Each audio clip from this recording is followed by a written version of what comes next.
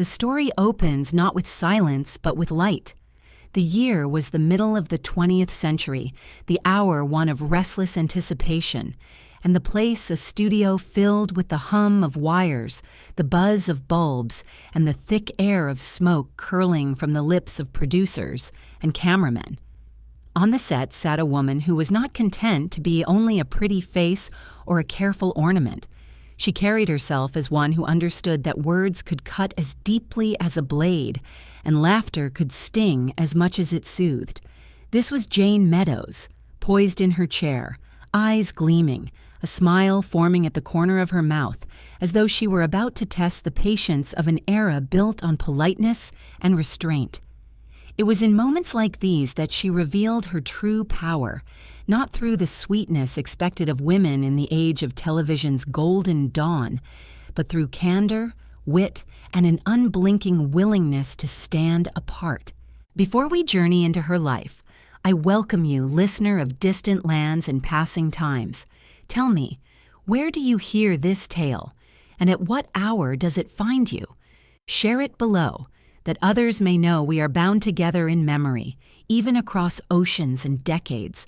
And if you would walk with me further into the long shadows of history, I invite you to mark this channel with your presence, for it is the light of your company that keeps these stories alive. So now let us begin with the faint toll of a bell in a land across the sea where a child named Jayne Meadows first opened her eyes. The story of Jayne does not begin in Hollywood, nor in the grand theaters of New York, but in a distant city of China, where the smoke of incense hung above rivers and temple courtyards, where the echoes of church bells mingled with chants and market cries. She was born in 1919 in Wuchang, at that time a world far removed from the glamour and gossip of American show business. Her parents were missionaries, people of purpose and faith, who had crossed the oceans to bring words of Scripture into another tongue. In their home, the air carried both the solemnity of religious calling and the strange sweetness of belonging neither fully to one land nor another. Can you imagine such a beginning, a life that would later be judged by red carpets and flashing bulbs, rooted first in quiet streets, shaded by tiled eaves, where foreign children were seen as both guests and curiosities? Jayne grew up hearing languages cross and intertwine, the steady voice of her father at prayer, the soft inflections of her mother guiding her daughters, and outside, the sounds of a land that shaped her earliest dreams. Perhaps it was there, in those early mornings when the mist rose from the river and bells rang from both temples and churches, that Jayne first understood the multiplicity of voices that a single life might contain. The Meadows family was not destined to remain. Like so many who lived as foreigners in borrowed lands, their path was always uncertain. The years turned, the political winds shifted, and soon the family prepared to leave behind the world that had shaped their children's earliest memories. Jayne, along with her sisters, one of whom, Audrey, would later become known across the nation as Alice on the Honeymooners, departed with their parents on a ship bound for America. Imagine the scene. The decks creaking beneath their feet, the horns of the ship sounding as it pushed away from the harbor, the scent of salt replacing that of the riverbanks they had known. A child clutching her coat tighter against the sea winds, looking back at a fading shore, not knowing what awaited her in the land of her parents' birth. This departure was not merely a change of place, but the beginning of a dislocation that would echo throughout her life. Jayne Meadows was never wholly of one world. She was always somewhat apart, shaped by the memory of beginnings others could not understand. When the ship brought them to the United States, the family settled in New York. For a girl whose first home had been steeped in foreign sounds and shifting traditions, the American city must have seemed both familiar and alien, like a promised homeland and a strange new exile at once. In the crowded streets, with their noise of trolleys and vendors, with the smell of coal smoke and wet stone after rain, Jayne began to grow into the rhythms of American life. Yet perhaps she always carried within her that early sense of standing at a distance, observing, not fully belonging.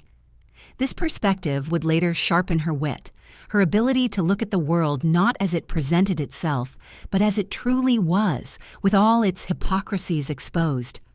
Her schooling in New York was conventional, but within her burned a curiosity that would not rest quietly. The city itself was a vast stage, its theaters glowing with marquees that lit the night sky. Broadway loomed nearby, a promise of something larger than classrooms and church pews. For Jayne, the pull of performance was not simply vanity or ambition, but perhaps a continuation of the missionary spirit she had witnessed in her parents. A desire to speak, to be heard, to convey something beyond the narrow boundaries of ordinary life. Yet unlike her parents, she did not carry scripture to the world. She carried her own voice, sharp and playful, unafraid of conflict. In those years, the shadows of the Great Depression lingered. Families struggled, and many sought solace in the glow of cinema, in the laughter of vaudeville, in the warmth of voices carried across the new medium of radio. For a young woman with aspirations and intelligence, the path forward was uncertain. But the stage beckoned, and with it, the possibility of reinvention. The city, with its clamor and its promise, was both a test and a teacher.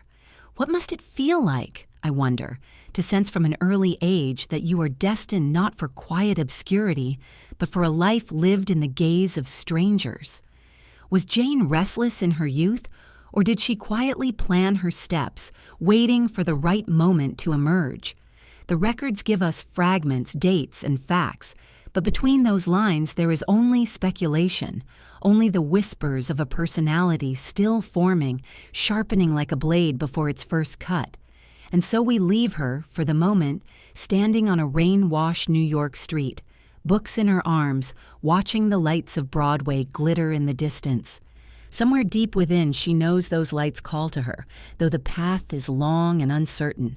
The sound of a ship's horn still echoes faintly in her memory, the same that once carried her across oceans, and now it lingers as a reminder that her life will not be bound by the ordinary. She carries with her the imprint of two worlds, and it will mark every step of her journey. Beneath the dim glow of a street lamp, the water on the cobblestones reflected scattered halos of light. Jayne's footsteps, quick yet hesitant, fell softly upon the pavement as though she were still walking between two worlds, one left behind across the ocean and the other waiting, unformed, in the promise of America. The sound of her shoes on the whetstone, fading into silence, becomes the doorway through which we pass into her next chapter, a time of schooling, shaping, and the first whispers of a destiny that would one day unfold beneath stage lights and television cameras. In New York, the Meadows children were raised with the discipline of missionary stock, the habits of duty and restraint pressed into their days. Yet no city, however strict in its lessons, can restrain the imagination of a child who gazes at marquees, burning bright in the night. For Jayne, the schoolroom was both a shelter and a cage. She absorbed knowledge with an alert mind, attentive to the words of teachers. Yet even as she recited facts and memorized lessons, a part of her listened to something else, a rhythm beating beyond the walls. In the city, she was surrounded by a great chorus, the clatter of trolleys, the shouting of newsboys, the solemn hymns from churches, and always the distant call of the theater. It is said that the great ambitions of a life often begin quietly. For Jayne, the seed of performance may have been planted in those afternoons when she watched other girls rehearse small plays at school, or when she herself stood in front of the class to recite a poem, her voice carrying more force than anyone expected from so slight a figure. Even then, her wit was sharp, her timing deliberate. She did not shrink back into timidity as many were trained to do, but pressed forward with a clarity that startled. One wonders, did her teachers see in her a spark of something that might grow? Or did they, as so many do, mistake boldness for mere mischief? Her family was not wealthy. The Great Depression cast long shadows, and like many, the Meadows family lived with care, counting each coin, measuring each step. Yet within that household there was also encouragement, a quiet acceptance that Jayne might walk a different path. Her sister Audrey, younger and destined also for the stage, shared in these dreams. The sisters were not rivals then, but companions, their voices echoing through the small rooms of their home, rehearsing, imagining, pretending. Together they crafted worlds far brighter than the gray streets outside. At night, Jayne would sometimes walk with her family past the theaters of Broadway, their lights reflected in her wide eyes. The names of great stars shone on the marquees, larger than life, yet they seemed not unreachable, but strangely familiar. She saw in them not only glamour but also a kind of invitation, as if the city itself whispered that she, too, might someday ascend into the glow. It is curious how destiny often begins in such ordinary gestures. A glance upward, a dream held quietly, a conviction formed in silence.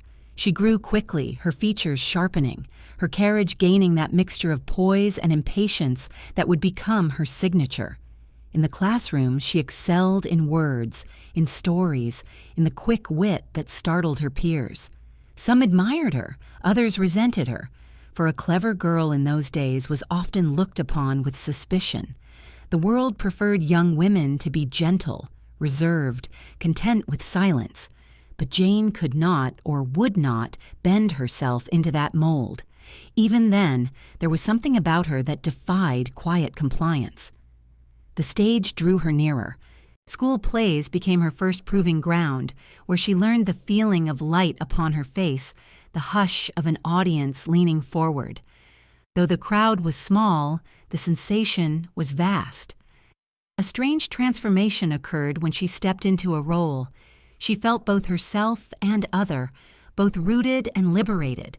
The mask of a character allowed her to express the boldness that daily life restrained, and the applause, however modest, affirmed something within her, that she was meant to be heard. How many nights did she lie awake, I wonder, listening to the distant horns of ships on the river, thinking of her first departure from China and imagining another voyage, this time not across oceans, but across the threshold into art? Did she already sense that her life would not be measured by domestic quiet, but by the harsh glare of public light? The truth is hidden from us, but the shape of her choices reveals that something within her had already taken root, firm and unyielding. Her early ambitions were not without obstacles. Women in the arts were often regarded with suspicion, their respectability questioned, their choices doubted. A woman could be beautiful, admired, adored, but rarely could she be outspoken, clever, and taken seriously. This was the paradox into which Jayne stepped. Yet rather than recoil, she seemed to draw strength from it, as though resistance sharpened her resolve. There were moments of doubt, as all young dreamers know. The applause of a school audience is fleeting, and the practicalities of life press heavily. Yet the fire within her did not fade. Instead, it flickered, steady and persistent, awaiting its chance. The theater, once glimpsed only in passing, was becoming a destination. She began to imagine herself there, not as a spectator, but as a participant.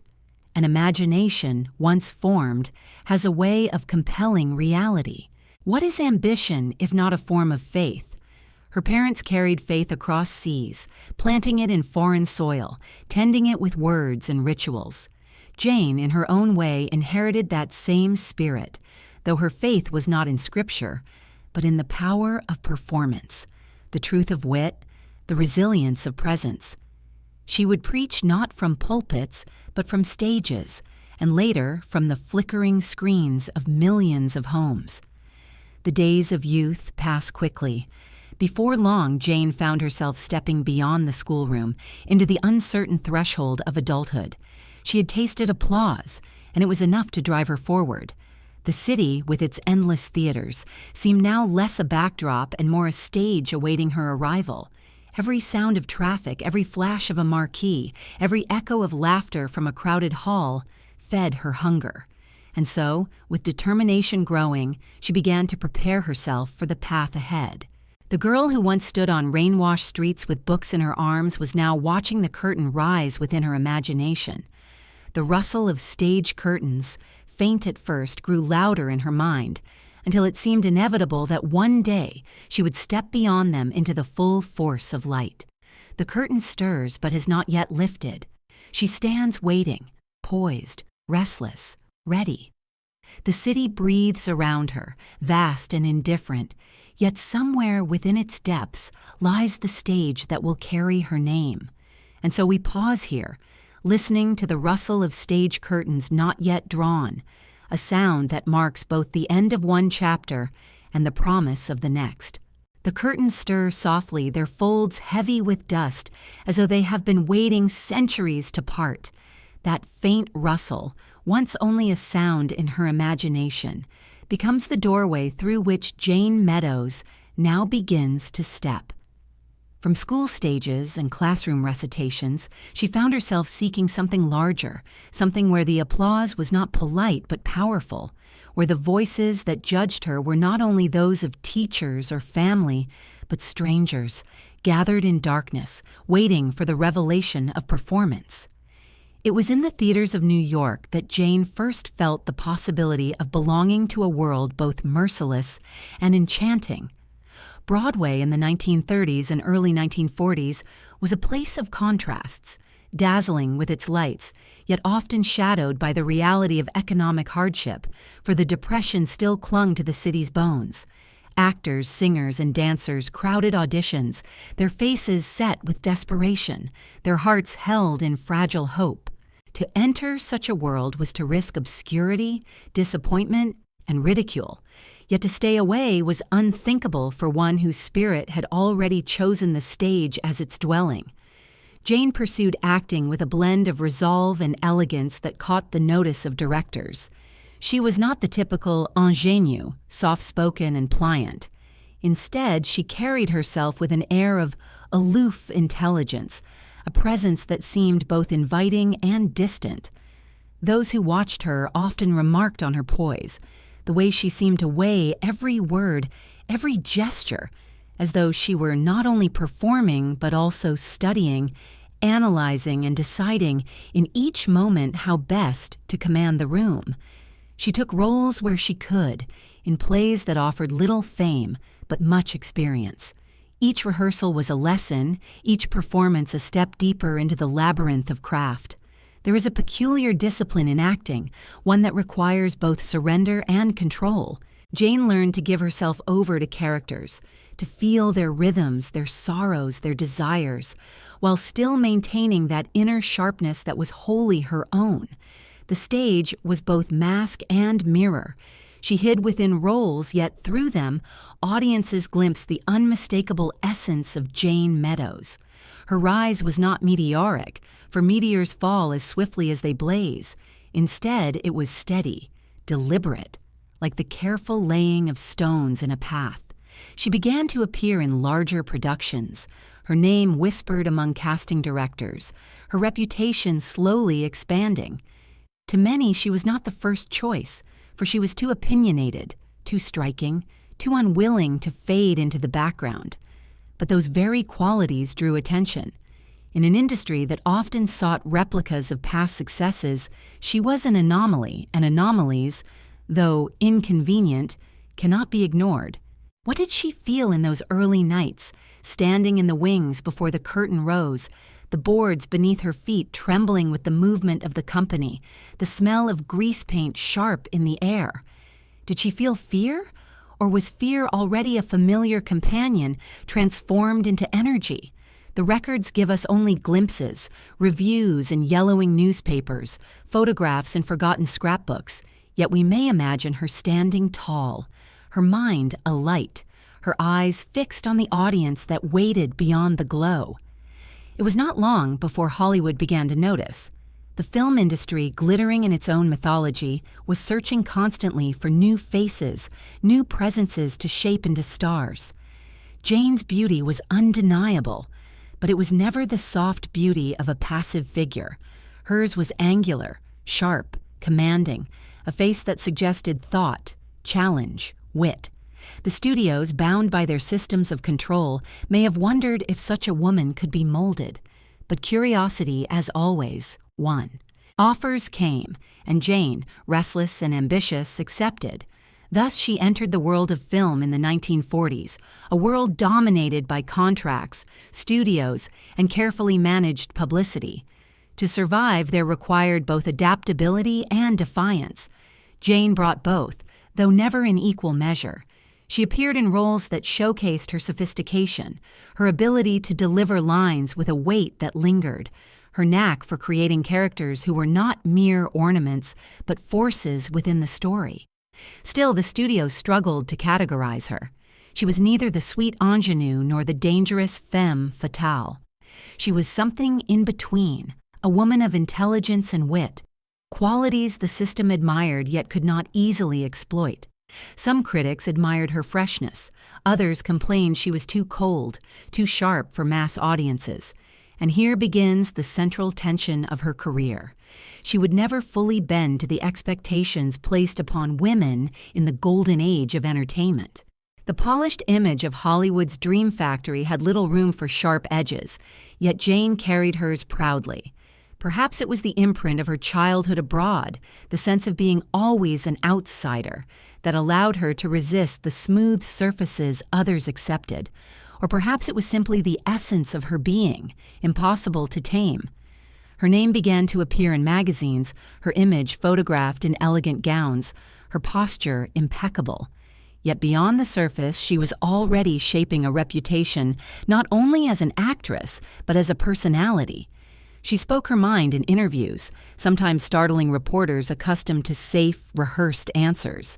She did not flatter unnecessarily, nor did she conform to the carefully staged demureness expected of starlets. Instead, she offered opinions, sharp and unblinking, on the industry, on art, on the roles of women. How scandalous must it have seemed in that time for a young actress to speak with such authority? For in Hollywood, beauty was currency, but silence was the tax required to spend it. Jayne refused the silence, and in doing so, she risked her place in the system. But risk, to her, was not an enemy. It was a companion. There were films, some remembered, many forgotten, where she left her mark. Each role was a step, not always forward, but always instructive. Yet even as she moved within the machinery of cinema, she felt drawn to something else, something more immediate and electric. For while film preserved performances in reels of celluloid, another medium was rising, one that broadcast presence directly into the homes of millions. Television was beginning its ascent, and Jayne would find there a stage more suited to her gifts. But we must not rush ahead too quickly. Let us pause here, in the darkness of a theater where the applause has only just begun, where Jayne stands in the glow of the footlights, uncertain yet unafraid. The city hums beyond the doors. The night deepens. The projector hums in distant cinemas. And she, young still, waits for what comes next. The applause lingers in the rafters, neither fading nor swelling, a sound suspended in time. And so we leave her here, poised at the threshold between stage and screen, her presence undeniable, her future uncertain. The applause remains, echoing softly in the darkness, a reminder that the path ahead will be neither smooth nor ordinary, but hers alone to walk. The applause lingers in the rafters, suspended like dust motes in a shaft of light, and as it slowly begins to fade, it carries us forward into the next chapter. The sound of clapping hands, so fleeting and fragile, becomes the thread that ties together the promise of the stage and the lure of the screen. For Jayne Meadows, applause was not only reward, but also summons. Each cheer, each echo in the hall whispered to her that she was not meant to remain in obscurity. The 1940s, with its wars and its reckonings, was drawing her toward the brighter, harsher glare of Hollywood, where applause would be louder but also more fickle, where every smile was scrutinized and every silence carried meaning. She entered the film world with a poise that belied her relative inexperience. The studio system, still powerful in those years, sought to mold young actors into types: ingenue, femme fatale, comédienne, matron. But Jayne was not easily categorized. She carried herself with the elegance of a society woman, yet her eyes betrayed an intelligence too sharp to be confined. When she first appeared on screen, critics noted her clarity of diction, her deliberate movement, the way her presence filled more space than the frame seemed able to hold. She did not blend gently into the scenery. She insisted upon being seen. Hollywood in those days was a factory of images. Publicists polished and reshaped every narrative, offering audiences not human beings, but archetypes. To survive meant to conform, at least outwardly, to the roles assigned. Yet beneath that sheen, Jayne cultivated a reputation for candor. She was known to speak with a frankness unusual for actresses of her era, answering questions in interviews not with rehearsed sweetness, but with wit, edged in steel. This startled reporters who expected demure smiles and gentle evasions. In her, they found a woman unafraid to express opinions on art, politics, and the workings of the industry itself. One wonders what the men of power in the studios thought when confronted with such a figure. Did they see her as an asset or a danger? Did they believe they could smooth her edges into compliance, or did they secretly admire the defiance she carried? The truth, as with so many things in Hollywood, remains obscured. Contracts were signed, roles offered, photographs taken.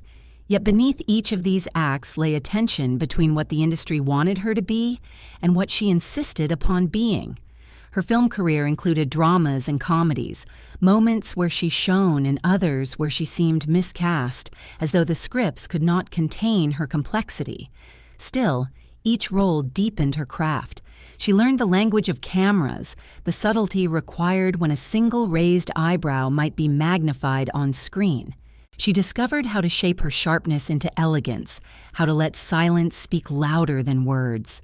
Audiences began to recognize her not as a starlet of passing fancy, but as a woman whose presence lingered long after the film ended. Yet Hollywood fame was never stable. The war years brought shifts in taste. Audiences sought escapism, laughter, comfort, and later, stories of resilience. For women, roles often narrowed into caricatures: the wholesome wife waiting at home, the dangerous seductress, the tragic widow. Jayne did not fit neatly into any of these. Her intelligence could not be softened into mere devotion, nor sharpened into menace. She belonged instead to a smaller, subtler category, one not yet fully defined, and thus her career in film did not rise in the meteoric fashion that others enjoyed. Still, she was noticed. Her face appeared in magazines, her name announced in the theater listings. She attended premieres, her gowns shimmering under flashbulbs, her poise catching the attention of columnists who tried to capture her in lines of gossip. Yet even here, she held herself apart. Unlike others who eagerly offered anecdotes to the press, Jayne often seemed to be playing with them, answering in ways that revealed little while hinting at much. She cultivated mystery not by retreating into silence, but by speaking too intelligently, too boldly, for easy categorization. Behind the glamour lay effort. Every role required rehearsals, long days on set, endless hours of waiting while lights were adjusted and cameras prepared. Hollywood's magic was born of repetition and labor, and Jayne endured it with discipline.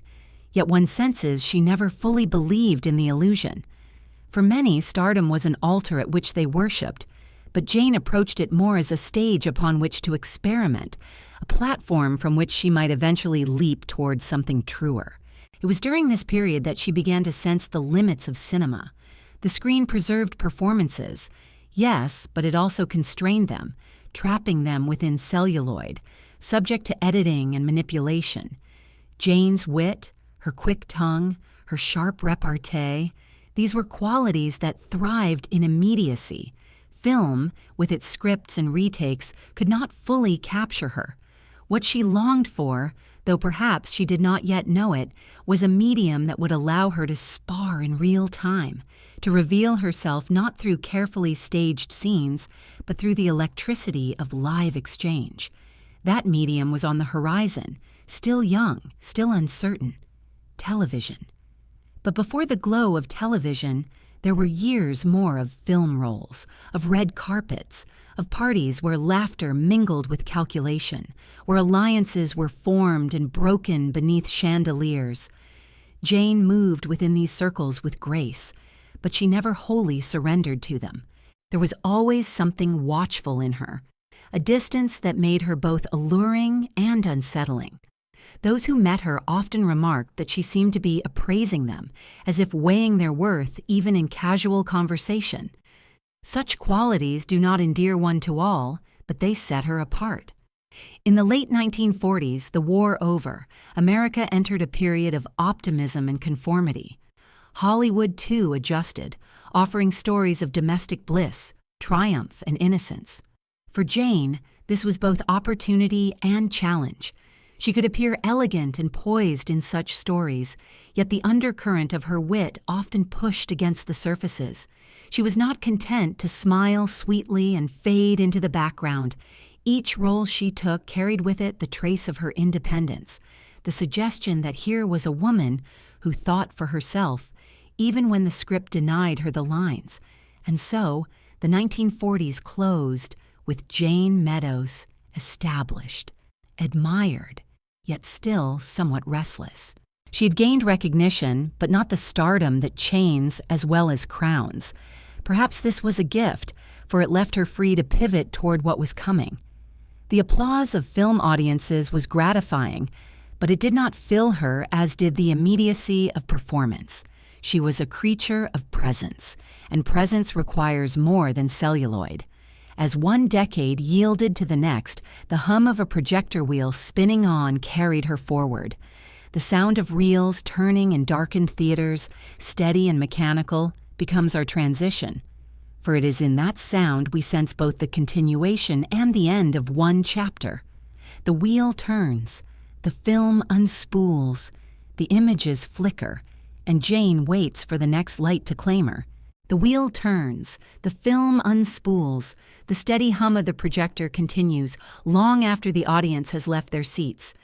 It is a mechanical lullaby, monotonous and insistent, reminding us that cinema was a machine as much as a dream.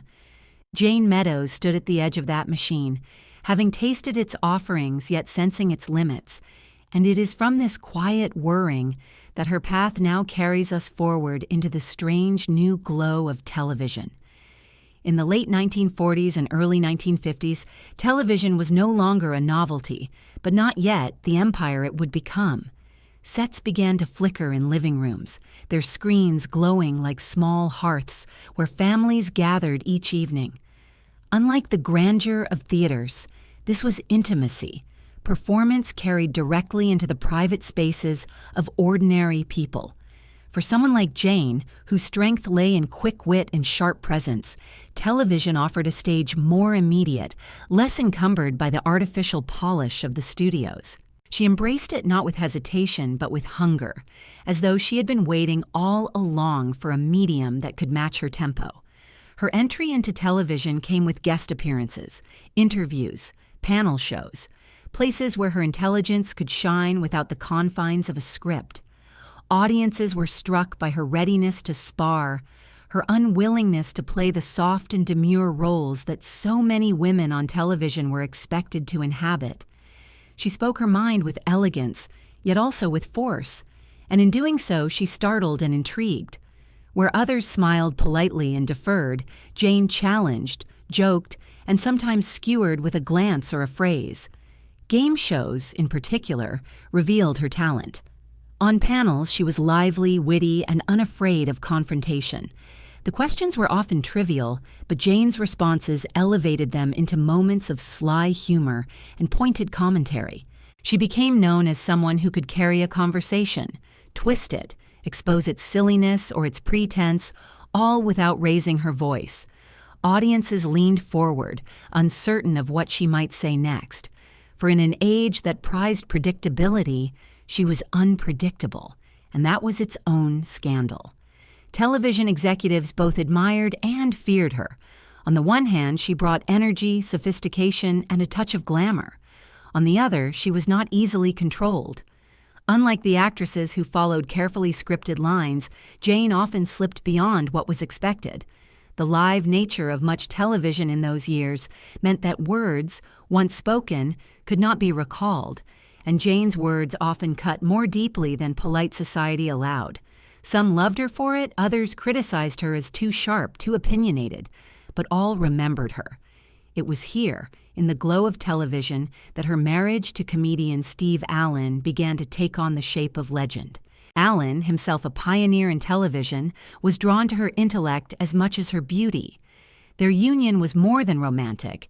It was a collaboration, a blending of two sharp minds that thrived on performance. Together, they became fixtures of the medium, appearing on programs where their interplay of humor and wit delighted audiences.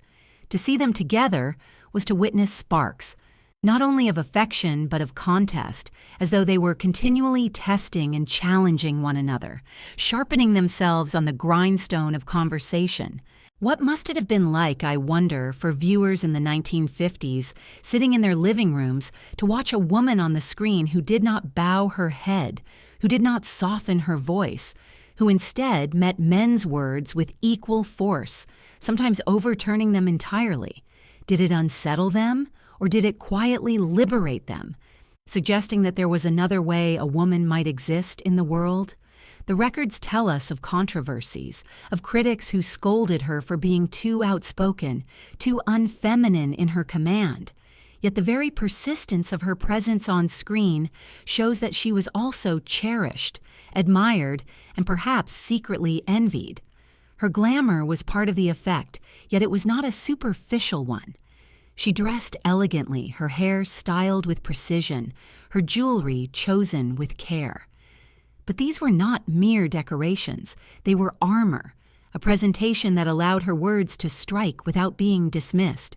In a world that judged women instantly by appearance, she mastered the art of presenting herself as unassailable. The wit, the humor, the candor. These might have been threatening if not wrapped in the elegance of a woman who looked every bit the star.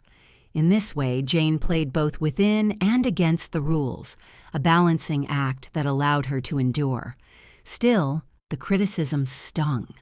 Behind her composure, she must have felt the weight of being called difficult, sharp-tongued, or unfeminine. For every admirer, there was a detractor, and fame in television meant living under constant scrutiny. Yet rather than retreat, Jayne pressed forward. Her boldness became her signature, her refusal to be silenced, her scandal, and her triumph. Television was also exhausting. The pace was relentless, the demands unending. Unlike film, where a role was preserved for posterity, television vanished as soon as it was performed, demanding constant renewal. Jayne embraced this with energy, but it took its toll. To remain visible meant always performing, always offering wit and charm, even when weariness weighed upon her. Yet perhaps she found in this very impermanence a freedom. For if each appearance was fleeting, then each could be bold, daring, even outrageous, without the burden of permanence. As the 1950s deepened into the 1960s, Jayne Meadows had become not only an actress, but a personality. Someone known not merely for roles, but for being herself. She was sought after for panels, talk shows, appearances that relied less on script and more on presence.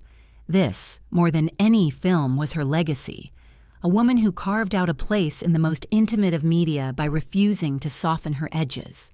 Yet fame is never without shadows. With each appearance, expectations grew heavier. Audiences came to demand her wit, her sharpness, her glamour, and the burden of living up to such an image can never be light. Behind the scenes, she struggled with the same doubts and insecurities that plague all who live in public. Was she admired or merely tolerated? Did people laugh with her or at her? Such questions lingered, gnawing at the edges of even the brightest performances. And so we leave her here, in the glow of early television, her laughter ringing across living rooms, her elegance gleaming under studio lights.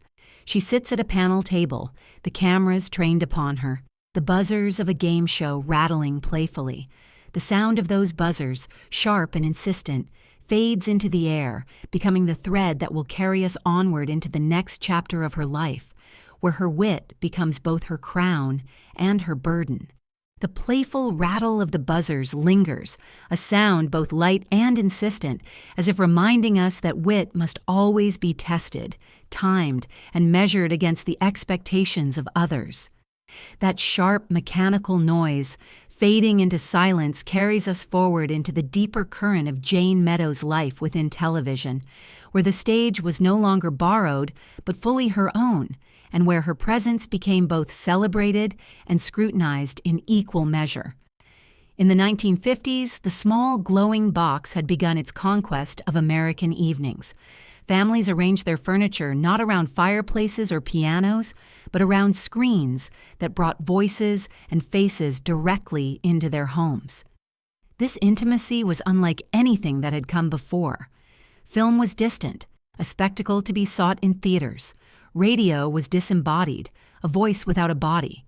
Television, however, combined both sight and sound, making performers feel less like distant stars and more like members of the household. To succeed in this medium, one needed not only talent but a quality of familiarity, a sense that the audience could invite you into their parlor without discomfort. Jayne, with her poised elegance and quick tongue, did not fit neatly into this mold. Yet she made herself indispensable precisely because she refused to soften into the bland comfort the medium often demanded. Her appearances on panel shows, variety programs, and talk formats revealed the full range of her mind. She sparred with men who expected compliance and discovered instead an equal. She toyed with questions, answering with wit that veiled critique, slipping subversive humor past the censors of convention. At times, she unsettled viewers who were unaccustomed to women who laughed too loudly, who spoke too freely, who matched their husbands and colleagues in intellect. But in unsettling them, she also awakened them, planting in the minds of many the idea that wit need not belong solely to men. Television was a new frontier, and pioneers often left scandal in their wake. Jayne's candidness sometimes drew ire in the press, where columnists described her as sharp-tongued or imperious. Yet those same critics could not deny her allure. Photographs of her in sleek gowns appeared in magazines, her smile poised, her eyes glimmering with the promise of mischief. She carried herself with the confidence of a woman who understood that glamour, when fused with intellect, could be a weapon. If some called her difficult, it was because she refused to make herself easy. Her marriage to Steve Allen only deepened her presence within the medium. Allen, a comedian and host of Rare Innovation, found in Jayne not merely a partner, but a co-conspirator. Together they crafted a public image of witty repartee, of equal sparring partners who delighted in one another's intelligence. To watch them on screen was to see not a submissive wife or a domineering husband, but a dance of minds, each testing, teasing, and sharpening the other. In this, they became symbols of a new kind of relationship, though not all viewers welcomed the disruption. Some longed for the simplicity of domestic archetypes, the husband wise and strong, the wife supportive and silent. But Jayne refused silence, and in doing so, she redrew the possibilities of partnership before a national audience. Still, this prominence came with pressure. The constant demand to perform, to embody wit and glamour at every turn, was exhausting. Unlike film, which allowed for retakes, or theater, which confined performance to the stage, television's reach was relentless. Every week, sometimes every day, required a new display of charm, a fresh quip, a polished appearance. To falter was to risk ridicule, for the intimacy of the medium bred familiarity, and familiarity bred unforgiving scrutiny. Behind her composure, Jayne must have felt the strain, the weight of always being expected to shine. The paradox of her presence was that she was loved for the very qualities that unsettled. Audiences admired her wit, yet some criticized it as unfeminine. They adored her glamour, yet whispered that it made her aloof. They praised her candor, yet punished her for speaking truths others avoided. To live within such contradictions is to walk a narrow ridge, where every step risks a fall. But Jayne seemed to thrive on the precariousness, as though balance itself was her art. Television, unlike film, allowed her to reveal herself more directly. She was no longer confined to characters written for her, but could embody her own voice, her own style. This freedom was both gift and danger. With it, she became known not only as an actress, but as a personality, a woman whose essence was her performance. Yet this also blurred the boundaries between self and role. Who was Jayne Meadows? The witty panelist, the glamorous guest, the loyal wife, or the woman behind the lights who sometimes longed for rest? The audience could not, and perhaps should not, distinguish. But for Jayne herself, the distinction must have been fraught. What is the cost of living always before others, I wonder? To be admired, one must be visible. To be visible, one must give endlessly of oneself. How much of Jayne was preserved in silence, hidden from view, protected behind the veil of elegance she so carefully maintained? Fame demands disclosure, yet also devours it, leaving little that is untouched. Perhaps this tension explains the sharpness of her wit, for wit can both reveal and conceal, cutting through pretenses while protecting the core. Her influence grew. Younger women watching television saw in her a model of something different. Glamour that did not silence thought, intelligence that did not forfeit femininity. She was not a radical, yet she quietly pushed the boundaries of what was permissible. In doing so, she became a scandal to some, a beacon to others, and to most, simply unforgettable. But television was a fickle medium. What it gave, it could swiftly take away. Jayne learned to navigate the shifts, to remain relevant in a landscape that demanded constant reinvention. She appeared in new programs, adapted to new formats, all while preserving the essence of her presence. Still, the strain of visibility pressed upon her. Fame, like a crown, is heavy, even when it gleams. And so we leave her here, seated beneath the studio lights, her laughter ringing out as she delivers another line, another quip, another turn of wit that makes audiences lean forward in delight or discomfort. The cameras blink, the applause swells, and as the program ends, the lights are dimmed, leaving only the faint glow of a screen test bulb left burning after all others go out. That solitary light left behind in the studio's emptiness will guide us into the next chapter, where we begin to see the costs behind the brilliance, the personal toll that shadows even the brightest careers. The solitary bulb hums faintly, its glow waning as the studio lies abandoned, chairs pushed back, microphones silenced.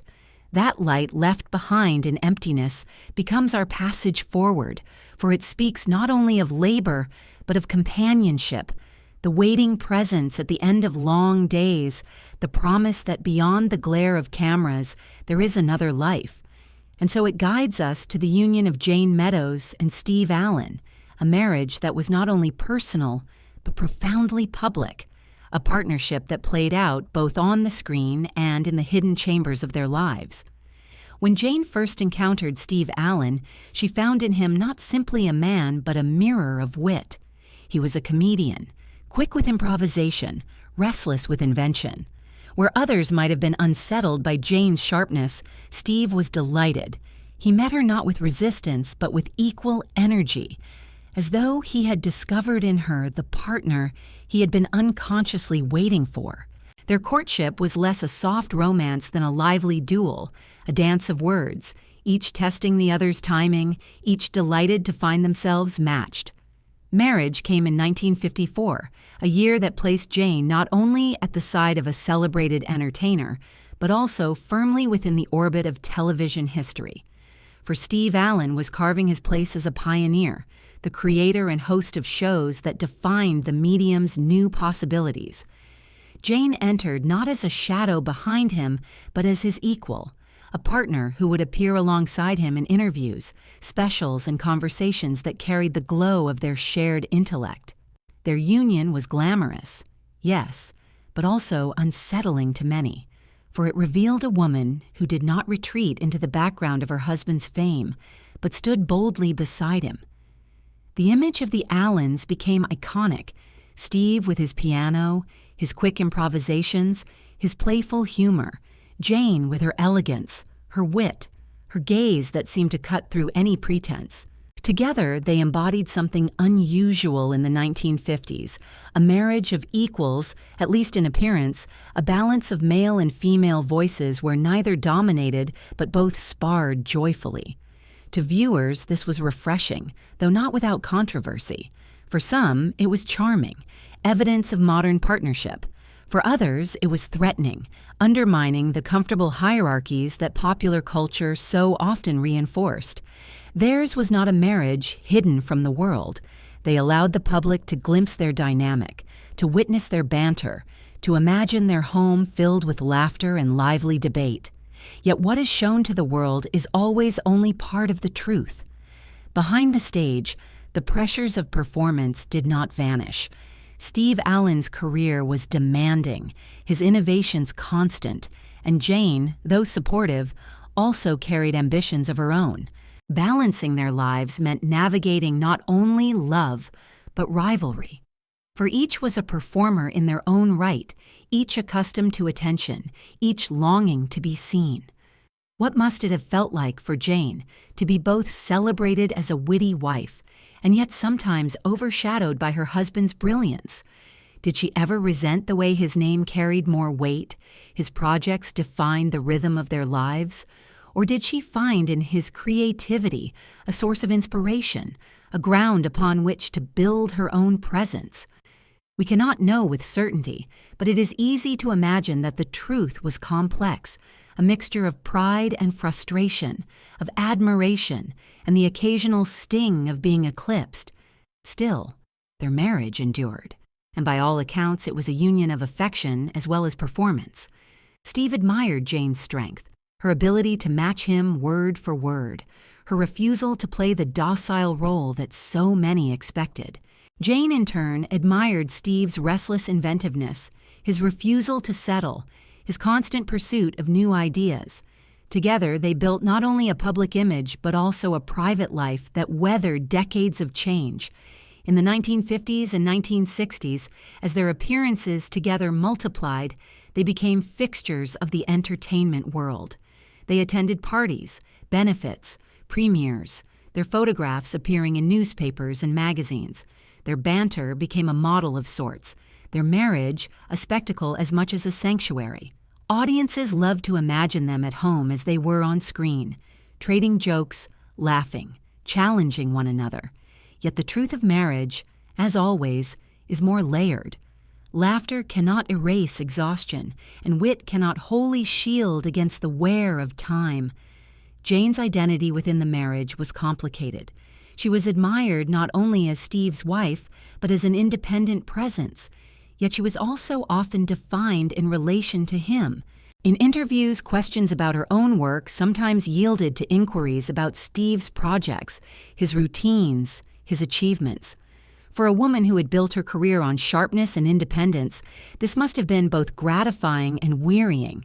She loved him, surely, but she also fought to preserve herself within the glow of his fame.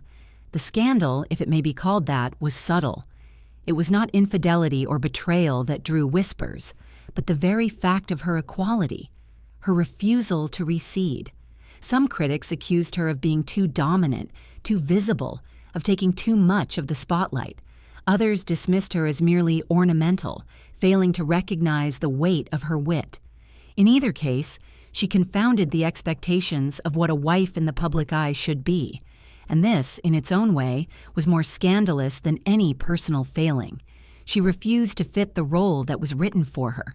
Still, their marriage endured for nearly half a century, a testament to the strength beneath the spectacle. They raised children, built a home, navigated careers that demanded constant reinvention. Through it all, they preserved a bond that, for all its complexities, remained intact.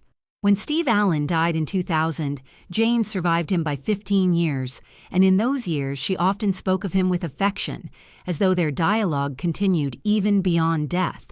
But here, in the years of their prime, we see them not as mourners or legacies, but as figures at the height of their presence, moving together through the glittering circuits of mid-century entertainment. She stands beside him, her gown shimmering, her gaze steady. He laughs, plays the piano, improvises jokes. Together they form a tableau that is both intimate and public, a marriage lived on stage as much as at home. And as the music of Steve's piano drifts into the air, a note struck and left unresolved, we step with it into the next passage of her story. For that note, hanging in silence, reminds us that wit and glamour cannot shield forever against rivalries and criticisms, the harsher currents that run beneath every public life. The note hangs in the air, struck by Steve Allen's hand but left unresolved, a tone vibrating in silence, waiting for its answer. It lingers long after the piano lid has fallen, long after the applause has ended, and in its unfinished quality lies a truth that would haunt Jayne Meadows throughout her career. For nothing in her world was ever fully resolved. Admiration carried envy. Glamour invited judgment. Wit drew whispers as often as laughter. That single trembling note becomes our passage into the realm of rivalries and criticism, the hidden underside of her success. Jayne had become a fixture of the entertainment world, her name familiar, her presence expected. She was invited to parties, to premieres, to the talk shows and game shows, where her candor made her indispensable. But to shine so brightly is to cast shadows, and within those shadows grew rivalries, subtle and unspoken at times, sharp and cruel at others. For women especially, the stage of mid-century Hollywood and television was never large enough for more than a few at once. To ascend meant, inevitably, to displace, and displacement breeds resentment. Some of her rivals were direct, actresses who competed for roles or producers' favor. Others were less tangible, figures shaped by the press, the archetypes of femininity against which Jayne was constantly measured. While others cultivated softness, she was accused of sharpness. While others played the ingenue, she was deemed too aloof, too knowing. These comparisons were rarely fair, yet they were relentless. Gossip columns hinted at tensions, stories circulated of behind-the-scenes barbs, of disputes disguised as banter. Whether true or exaggerated, such tales became part of her reputation, for in Hollywood perception often matters more than truth. How does one live with the constant awareness of being watched, not only by audiences but by peers who measure, judge, and sometimes undermine? Jayne wore her armor well. Her wit became a shield, her elegance a defense. She turned criticisms into quips, rivalries into performances. Yet beneath the laughter, there must have been fatigue, for even the sharpest blade grows dull with constant striking. Did she ever long for silence, for a place where she need not prove herself, where her voice could rest? Perhaps. But to long is not the same as to leave, and Jayne did not retreat. Her candor was both her crown and her scandal. In interviews, she spoke plainly, sometimes about matters others avoided. She was critical of the superficiality of the industry, weary of its obsession with youth and appearances. She remarked on the treatment of women, on the expectations that reduced them to ornaments rather than participants. These words, though now they might seem measured, were daring in her time. Some applauded her honesty, others condemned her as bitter or difficult. But honesty was her instinct, and she would not exchange it for safety. The entertainment press of the era thrived on rivalry. Reporters exaggerated tensions, pitting women against one another, framing every sharp word as evidence of feuds. Whether Jayne herself encouraged or resisted such narratives is uncertain. What is clear is that she became associated with an image of outspoken rivalry, a woman whose presence unsettled even as it entertained. This, too, was scandal, not of hidden affairs or secret vices, but of a woman who refused to bow to the expected serenity of her gender. And yet there was admiration as well. Younger performers watched her and learned that wit could be a weapon, that presence could be power.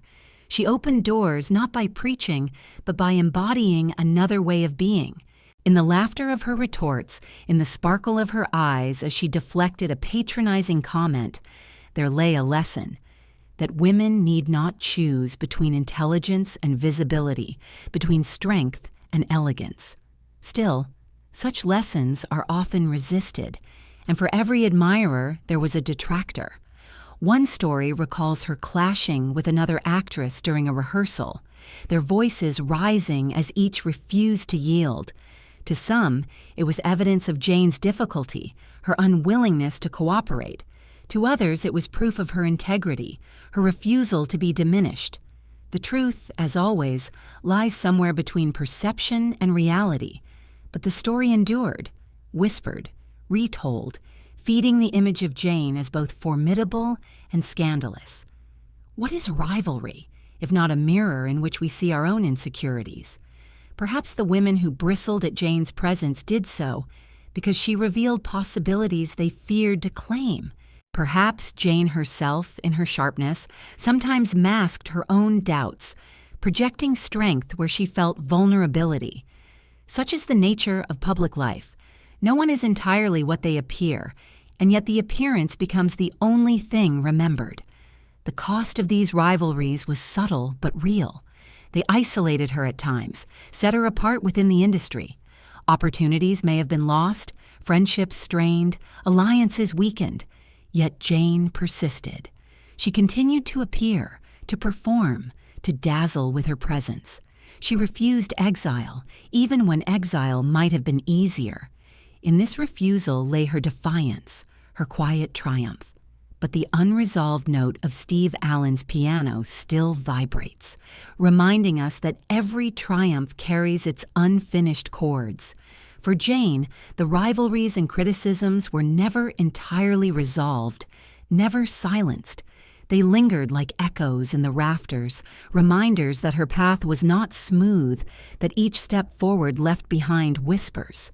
And so we leave her here, standing in the studio lights, her smile poised, her eyes steady, while somewhere beyond the curtain, a pen scratches across a newspaper page, shaping her story in ink that she cannot control.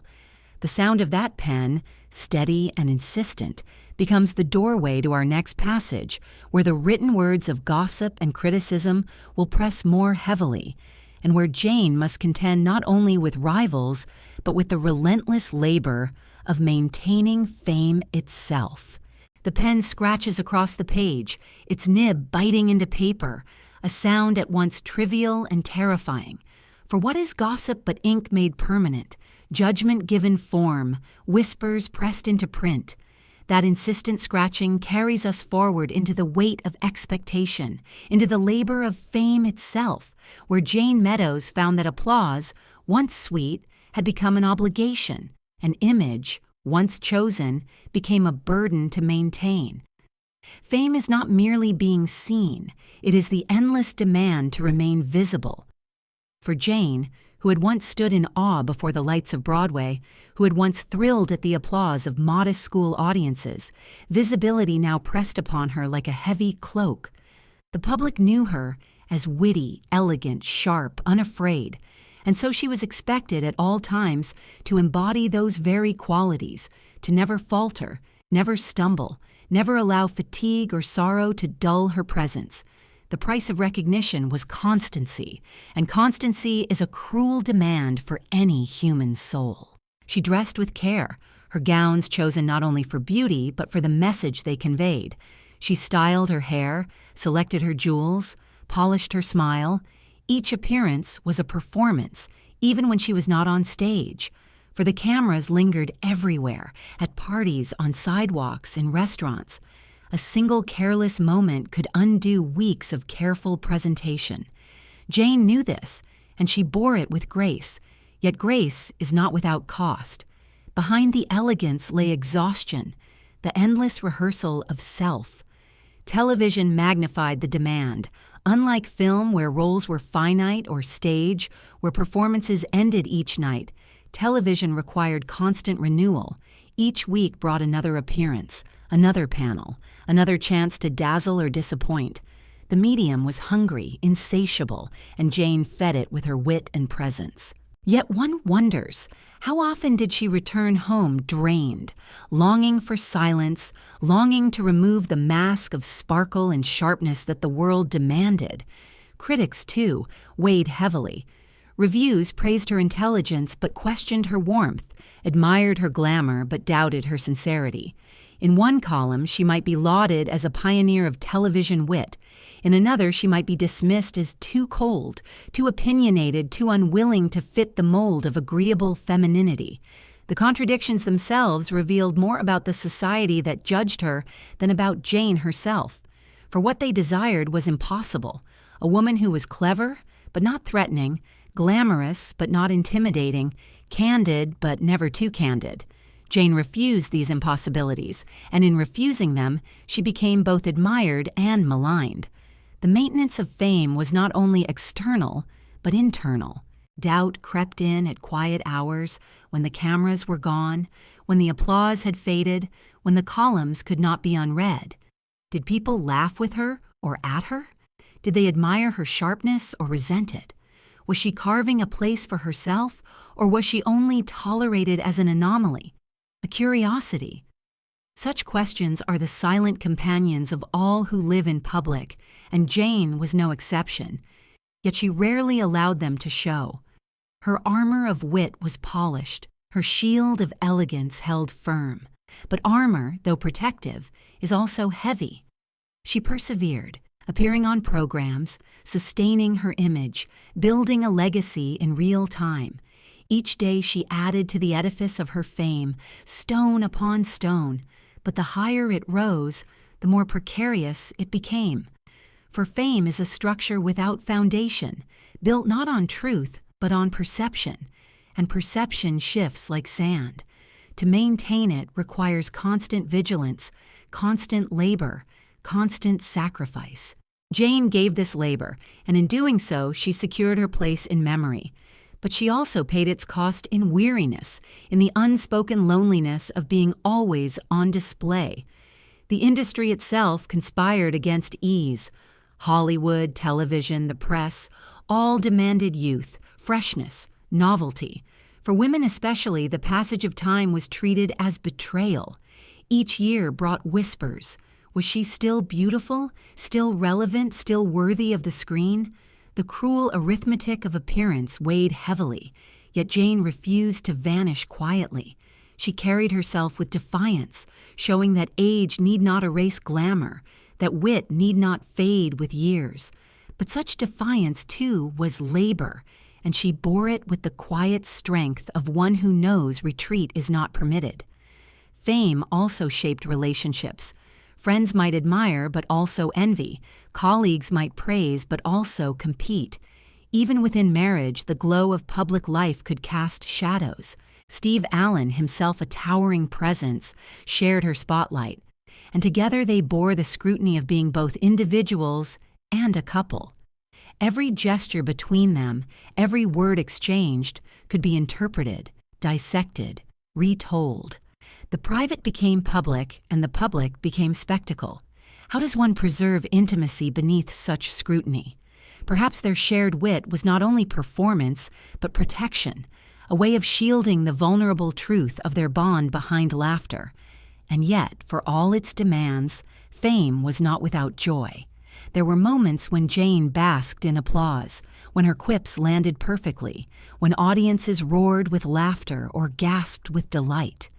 There were evenings at parties when she sparkled in conversation, her wit making her the center of the room. There were letters from admirers, flowers sent after performances, gestures that reminded her she was cherished. These joys did not erase the burdens, but they gave them meaning, as though the weight of fame was the price of touching others, of leaving a mark. Still, as years passed, the question grew louder. How long could such labor be sustained? How long could a woman maintain the image the world demanded when the world itself was changing? For the golden age of television was not eternal. New shows arose, new stars appeared, the audience's attention shifted, the wheel of fame turned, always seeking the next, the new. Jayne, poised and perceptive, must have felt this turning. She could not stop it, but she could adapt, finding ways to remain present, to reinvent herself without betraying her essence.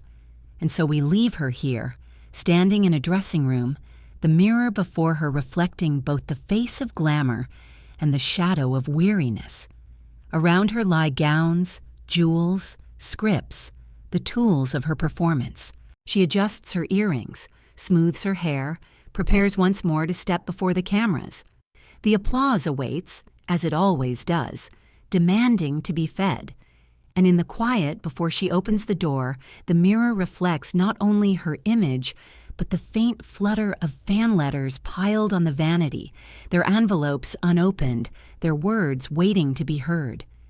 It is that soft flutter, the shifting of paper as unseen hands open envelopes, that will carry us into the next passage, where we glimpse how the adoration of fans mingled with the loneliness of fame, and how Jayne's life behind closed doors remained both supported and haunted by the voices of strangers. The envelopes stir softly on the vanity, their corners brushing one another as though restless to be opened, their paper breathing faintly in the draft of the dressing room. That flutter, so delicate yet insistent, carries us forward into another chapter of Jayne Meadows' life, where the voices of strangers entered her world through letters and applause, through gestures of adoration that were both balm and burden. For fame is never lived alone. It is shared, dissected, multiplied by countless unseen eyes, and in those eyes lies both comfort and danger.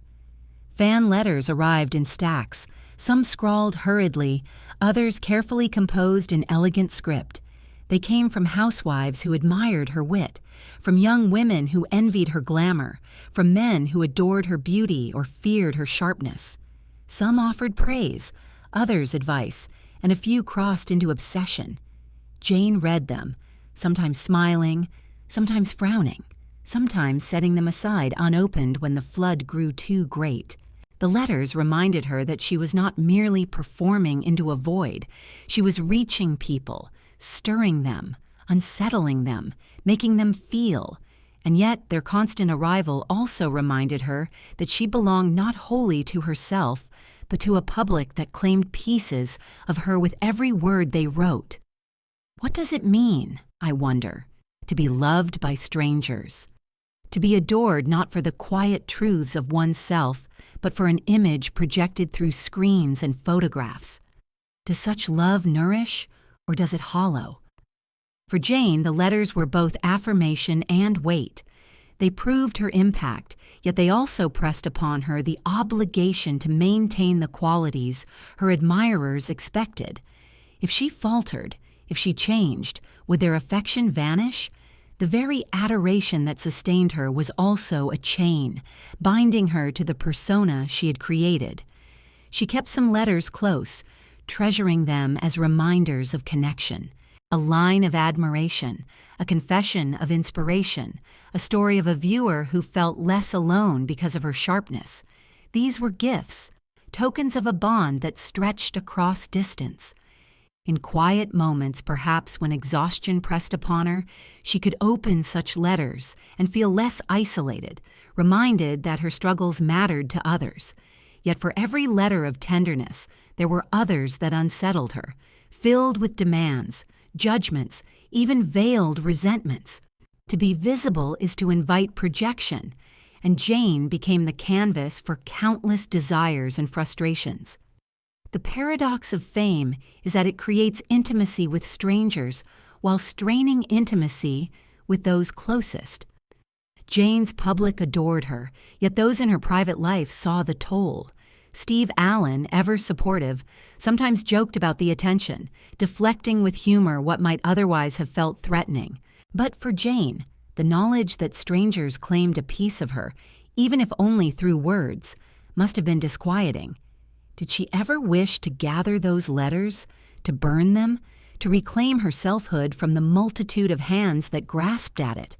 Or did she accept them as part of the exchange she had chosen, the price for the applause she could not relinquish? Her wit, always her shield, became also a way of navigating fan adoration. On television, when asked about her admirers, she laughed, deflected, teased. She turned the subject into a performance, shaping her relationship with her public as part of her persona. In this, she mastered control. The fans might write their truths, but she would decide how to acknowledge them, how to weave them into the tapestry of her image. Yet control, however skillful, cannot erase vulnerability. Behind closed doors, when the lights dimmed and the letters lay waiting, the truth of their weight returned. The letters were also reminders of the loneliness that fame often conceals. Surrounded by admirers, by colleagues, by lights and cameras, Jayne still carried the solitude of one who could never fully reveal herself. To her fans, she was the witty, glamorous figure who never faltered. To her colleagues, she was the sharp-tongued presence who challenged and dazzled. But who was she to herself in the quiet of night, with only the sound of her own breath for company? The letters, with their voices of strangers, filled that silence, but they could not replace the intimacy she longed for. The weight of expectation grew heavier as the years passed. Her admirers aged with her, yet they often longed for the Jayne of their memory, the youthful, sparkling presence of earlier days. To maintain that image against the passage of time was an impossible task, yet Jayne strove to balance reality with perception. She embraced her age with grace, refusing to vanish into invisibility, but the letters and the columns reminded her constantly of the gap between who she was and who she was expected to be. Still, she persevered. She appeared at events, delivered her lines on programs, offered her wit to audiences who hungered for it. And each night, when the performance was done, she returned to the letters, the flowers, the tokens of affection that both sustained and suffocated. Fame is a dialogue, and Jayne knew she could not speak without being spoken to in return. What is more fragile than adoration? It can turn swiftly, shifting with trends, with rumors, with the emergence of new stars. Jayne had seen others rise and fall, had watched fame devour those who believed it eternal. Perhaps this knowledge steeled her, teaching her to accept admiration without being consumed by it, to treasure it, yet not wholly trust it. She understood that the voices of strangers, though countless, were not the measure of her worth. Yet still, when the letters fluttered in the quiet of her dressing room, she could not entirely dismiss them. And so we leave her here, seated at her vanity, a stack of letters before her. Her hand hovers over them, uncertain whether to open or ignore, to embrace or to turn away. The room is silent but for the faint sigh of paper shifting. She glances at her reflection in the mirror, elegant as ever, and then at the envelopes that whisper with unseen voices. The sigh of wind through the half-drawn curtains carries that whisper further, into the night, and becomes the bridge to our next passage. It is through that sigh stirring the fabric softly that we step into the shadows of Jayne's inner life, where glamour met insecurity, where the weight of expectation gave way to moments of despair, too fragile to show the world. The curtains stir faintly, their fabric breathing in the night air, a sigh that seems almost human, as though the room itself were weary of keeping secrets. That whisper of cloth becomes our passage into the hidden world of Jayne Meadows, where the brilliance of wit and glamour could not entirely conceal the shadows of insecurity and the quiet weight of despair.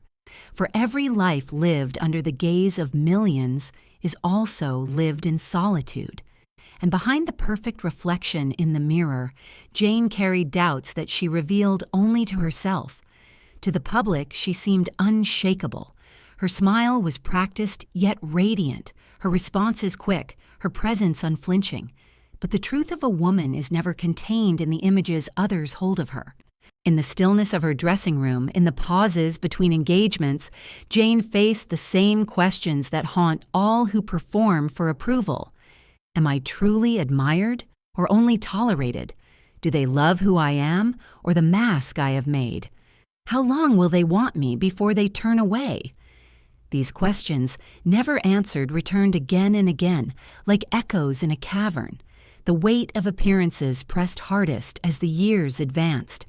In an industry that worshipped youth, each line on her face was a reminder of time's passing, each season a whisper of replacement.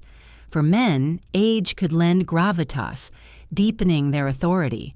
For women, age was treated as betrayal, a loss of currency in a market that prized freshness above all. Jayne knew this, and she resisted invisibility with grace and defiance. Yet the resistance itself was exhausting. To stand firm against erasure requires endless energy, and there were moments when she faltered, though she rarely allowed the world to see.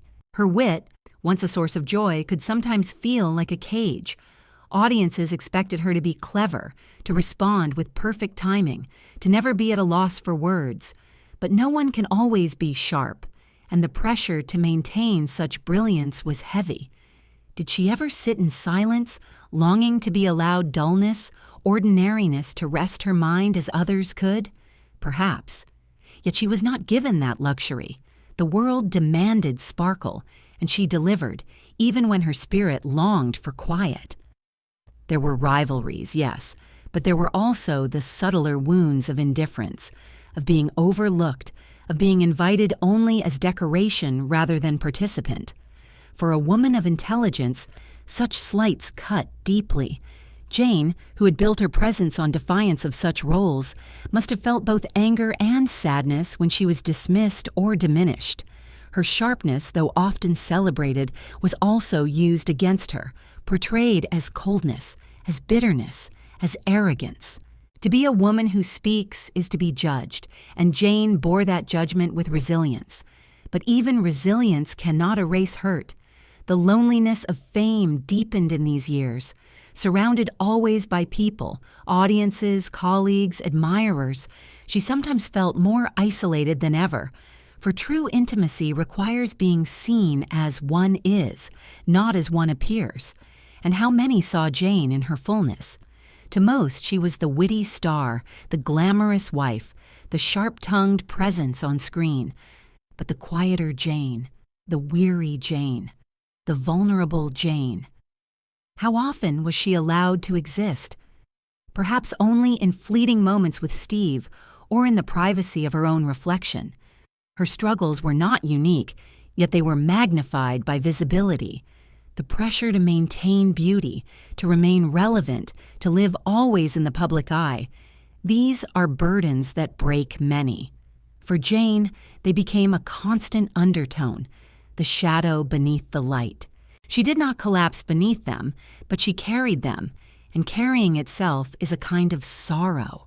What do we make of such fragility in the midst of fame? Do we pity or do we admire?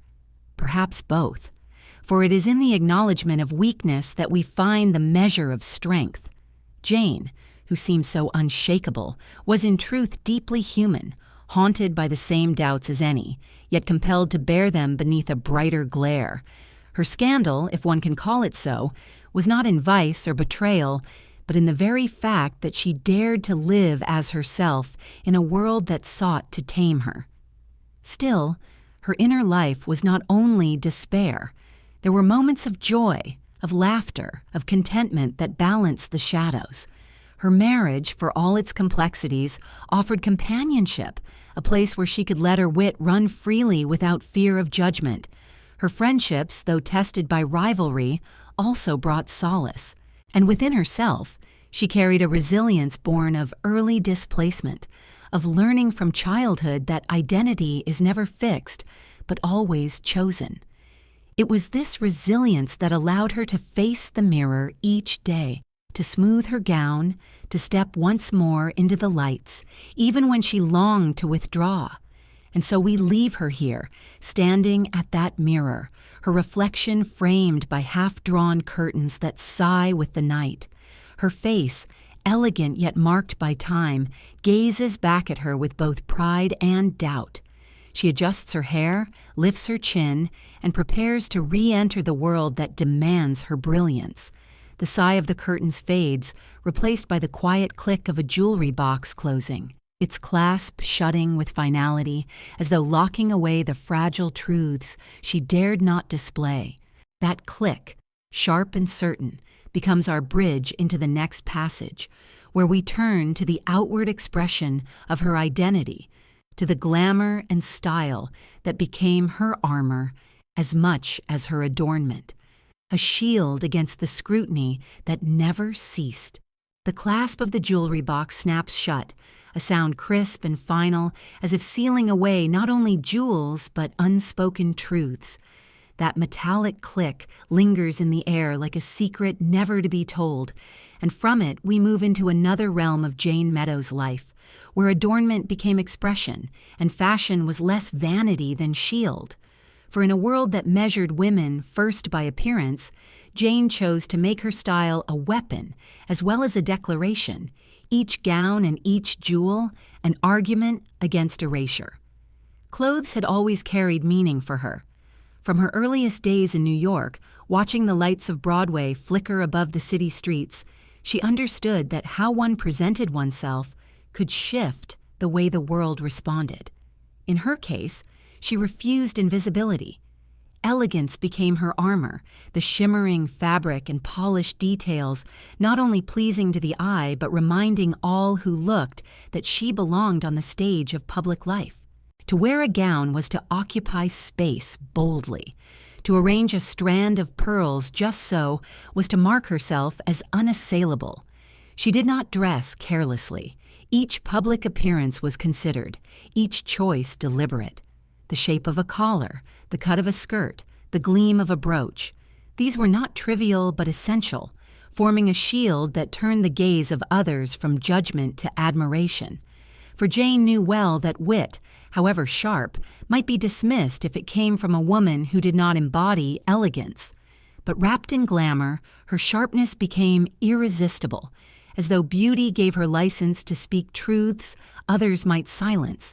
Her style was dramatic yet controlled, never gaudy, never excessive. There was a sophistication that set her apart from the ingenues and the chorus girls. She dressed not to appear young or compliant, but to appear formidable. A woman who had cultivated herself into a presence that could not be ignored. Photographers adored her for it. Magazine spreads captured her gowns in shimmering detail, her jewelry sparkling like stars against dark backgrounds. She seemed to step from the page as though carved from confidence itself. And yet, behind this careful curation lay vulnerability. For what is elegance but a veil, hiding the weariness of the body, the doubts of the heart? To fasten earrings before a mirror, to smooth the folds of silk, was not only preparation for performance, but also ritual, a way of steadying herself, of becoming once more the woman the world demanded. The jewelry box filled with glittering stones was both treasure chest and armory, each piece a talisman against the scrutiny that never ceased. Observers often remarked on her glamour, praising her for maintaining beauty with such consistency, but few asked what it cost. The hours of preparation, the strain of perfection, the endless vigilance required to keep the illusion intact, all these weighed upon her. To the public, she appeared effortless. In truth, every detail was work, every appearance an act of discipline. The very admiration she inspired was also a reminder that she could not falter. Her fashion became part of her persona on television. When she appeared on panel shows or interviews, the sparkle of her attire contrasted with the sharpness of her wit. It was a juxtaposition that unsettled many. How could a woman so glamorous also be so incisive, so unwilling to soften her words? Yet it was precisely this combination that made her memorable. She embodied a paradox, elegance fused with candor, glamour wedded to defiance. In this way, her fashion did not conceal her nature but amplified it, allowing her to inhabit both the expected and the forbidden at once. What did it mean in those years to dress oneself into power? Did Jayne see her gowns as allies, her jewels as companions in battle? Or did she sometimes long to set them aside, to walk into the world unadorned, to be seen not as a polished figure but simply as herself? The mirror might have offered such questions as she fastened a clasp or tied a sash, yet each time she chose the armor, for she knew the battlefield she entered each day, and she refused to enter unprotected. Her style was also a point of rivalry, for other women in the industry noted her elegance and sought to match or surpass it. Fashion, like wit, became another arena of competition, another way the press compared, contrasted, and divided. Columns described gowns in detail, praising one, dismissing another, turning adornment into contest. Jayne, who already faced whispers about her sharpness, bore also the weight of being measured by every hemline and shade. Yet she wore her garments with such poise that even those who envied her could not deny her mastery. The jewelry box, closing each night with its crisp clasp, was more than storage.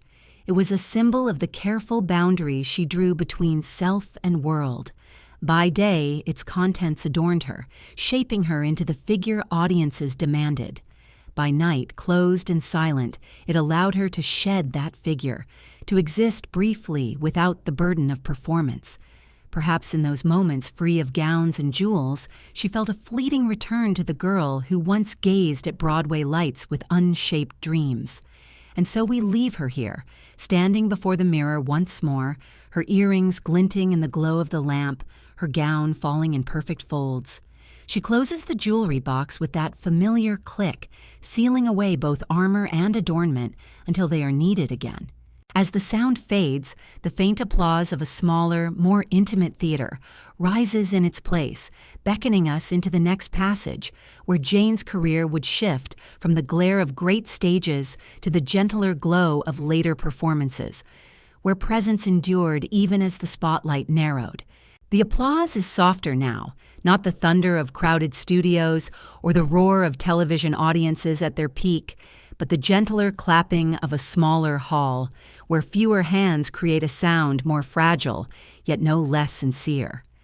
That faint applause drifts upward, dissolving among rafters worn with age, and from its quiet persistence, we enter the next passage of Jayne Meadows' life, when her career began to move away from the great stages of mass attention into smaller, more intimate realms of performance, where her presence endured even as the spotlight narrowed.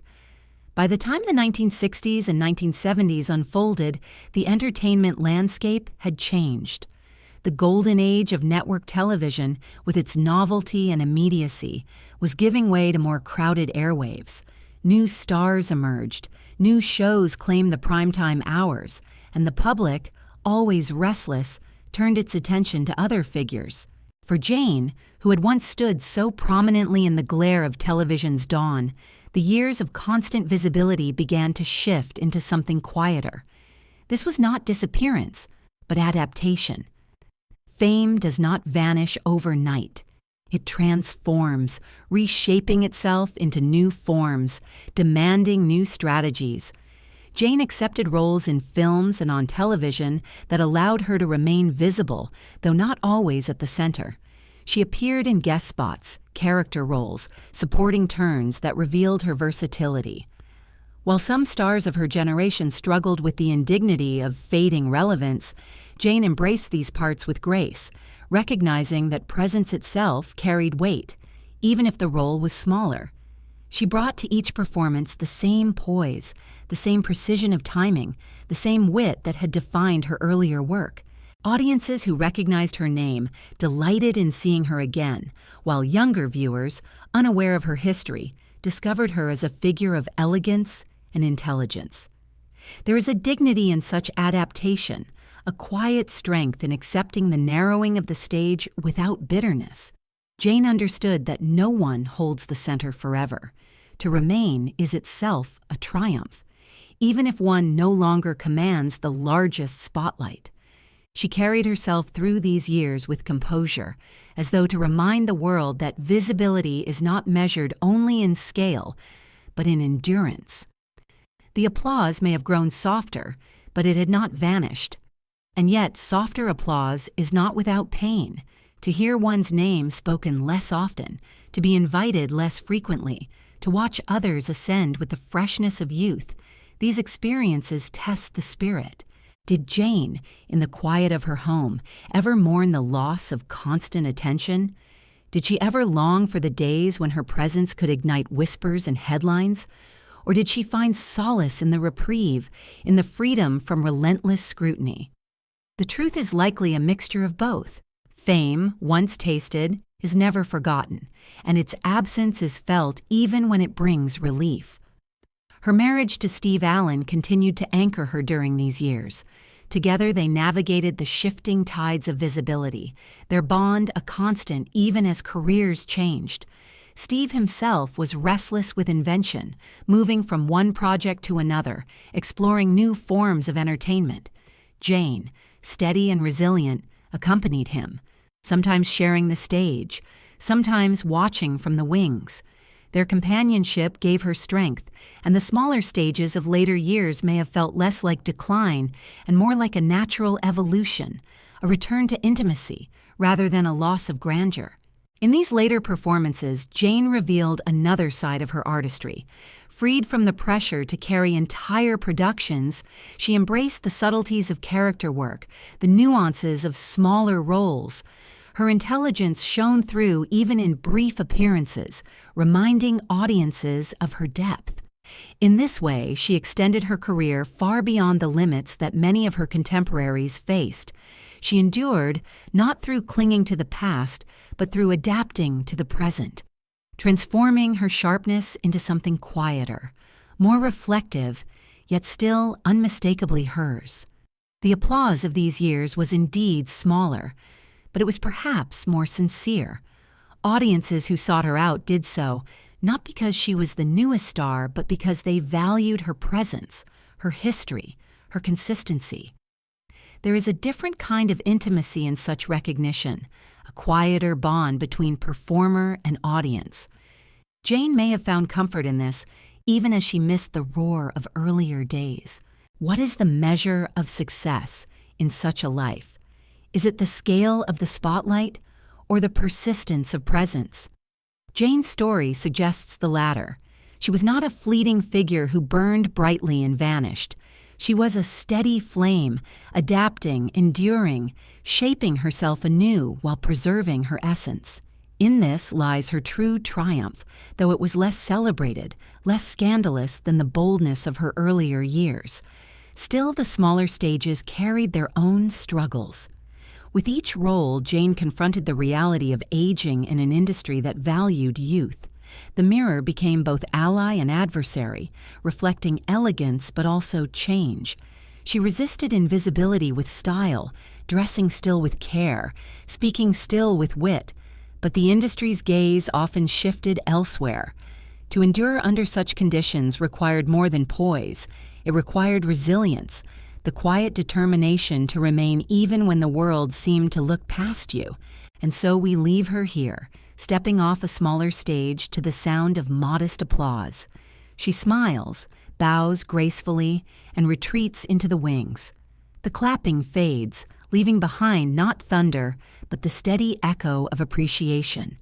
As she walks into the quiet, the faint applause dissolves into the low hum of a television left on after midnight, its glow filling an empty room, waiting for voices that will not return until morning. It is that hum, steady and electric, that carries us into the next passage, where we will glimpse Jayne not only as performer, but as companion, partner, and wife. Her marriage to Steve Allen becoming both her sanctuary and her stage, her truest role in the long twilight of their shared years. The hum of the late-night television fills the room, steady and blue, a sound that belongs as much to silence as to speech. Its glow touches the walls, casts long shadows across the carpet, and lingers upon an empty chair where no one sits. That faint electric pulse becomes our passage into Jayne Meadows' marriage with Steve Allen, a partnership that was never entirely private, yet within its constant exposure lay a sanctuary where two restless spirits found in one another both challenge and solace. Steve was a man of relentless invention. Music, comedy, talk shows, game shows. He seemed incapable of standing still. His piano stood always ready, the keys as familiar to him as breath, and from it poured melodies both improvised and planned. Jayne, elegant and sharp, stood often at his side, sometimes as participant, sometimes as observer, always as companion. Together they formed a union that audiences admired, envied, and scrutinized. To many, theirs was the picture of glamour and wit. A marriage lived not only at home but on stage, a performance of companionship that mirrored a deeper truth. What bound them was not merely affection, but recognition. Steve admired Jayne's intelligence, her refusal to be subdued by the expectations placed upon her sex. Jayne admired Steve's creativity, his tireless energy, his ability to transform ideas into presence. Each sharpened the other, each delighted in the other's wit. If their marriage was at times a duel, it was a duel fought with laughter, where words were swords and affection the field upon which they clashed. Yet living in such a union was not without strain. Both were performers, both accustomed to attention.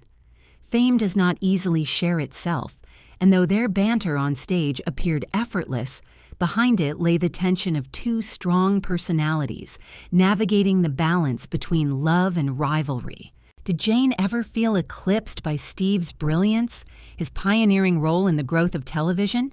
Did Steve ever feel unsettled by Jayne's refusal to play the docile wife, her insistence upon her own voice? Perhaps. And yet these very tensions may have strengthened their bond, for to be challenged is also to be enlivened. Their public appearances became rituals. On talk shows, at banquets, in interviews, they presented themselves as a pair united by humor and love. Audiences delighted in seeing a marriage where husband and wife seemed equals, sparring partners rather than a hierarchy. In a time when domestic ideals were carefully polished and presented, Jayne and Steve stood out as something different, not rebels, but not entirely conformists either. They suggested, without declaring, that partnership could be dialogue, not monologue. At home, the rhythm was quieter, but no less shaped by performance. Steve's restlessness carried him into new projects, new ventures, new experiments, and Jayne provided both encouragement and stability. She was not a silent supporter, but an active participant, offering ideas, critiques, and perspective. Their household was one where creativity was never idle, where conversation might leap from humor to philosophy, from plans for a show to reflections on politics. For Jayne, this was both stimulating and exhausting.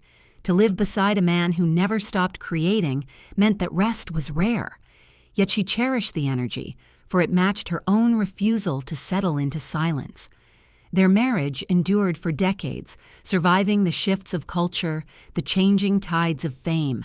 They raised children, traveled, built a home that was both haven and stage. Theirs was not a union free of difficulty, no marriage is, but it was one in which affection and admiration prevailed. When Steve died in 2000, Jayne spoke of him with devotion, as though his voice still lingered in the rooms they had shared. Her survival beyond him was not absence, but continuation, a carrying forward of the dialogue they had begun. What is marriage, when lived beneath such scrutiny? For most, it is a private bond, shielded from the eyes of strangers. For Jayne and Steve, it was both private and public, a symbol as much as a reality. To audiences, they were proof that love could be witty, glamorous, enduring. To themselves, they were companions who bore together the burdens of fame, who shared both the applause and the loneliness it concealed. Perhaps that was their greatest strength, that they could laugh together even when laughter was weary, that they could spar without breaking, that they could live in the gaze of millions without losing the intimacy of two. Jayne's identity as wife did not erase her identity as performer. Rather, the two intertwined, each shaping the other. She was admired not only for herself, but also for her role in this celebrated union. And yet, she resisted being subsumed by it. In interviews, she spoke of her own work, her own views, her own place in the world. She loved Steve, but she remained Jayne, and in doing so, she modeled a form of partnership rare for her time. The hum of the television at night, that steady glow in the empty room, becomes a symbol of their shared life. It was the medium that brought them together, that carried their banter into households across the nation, that preserved their image as a pair.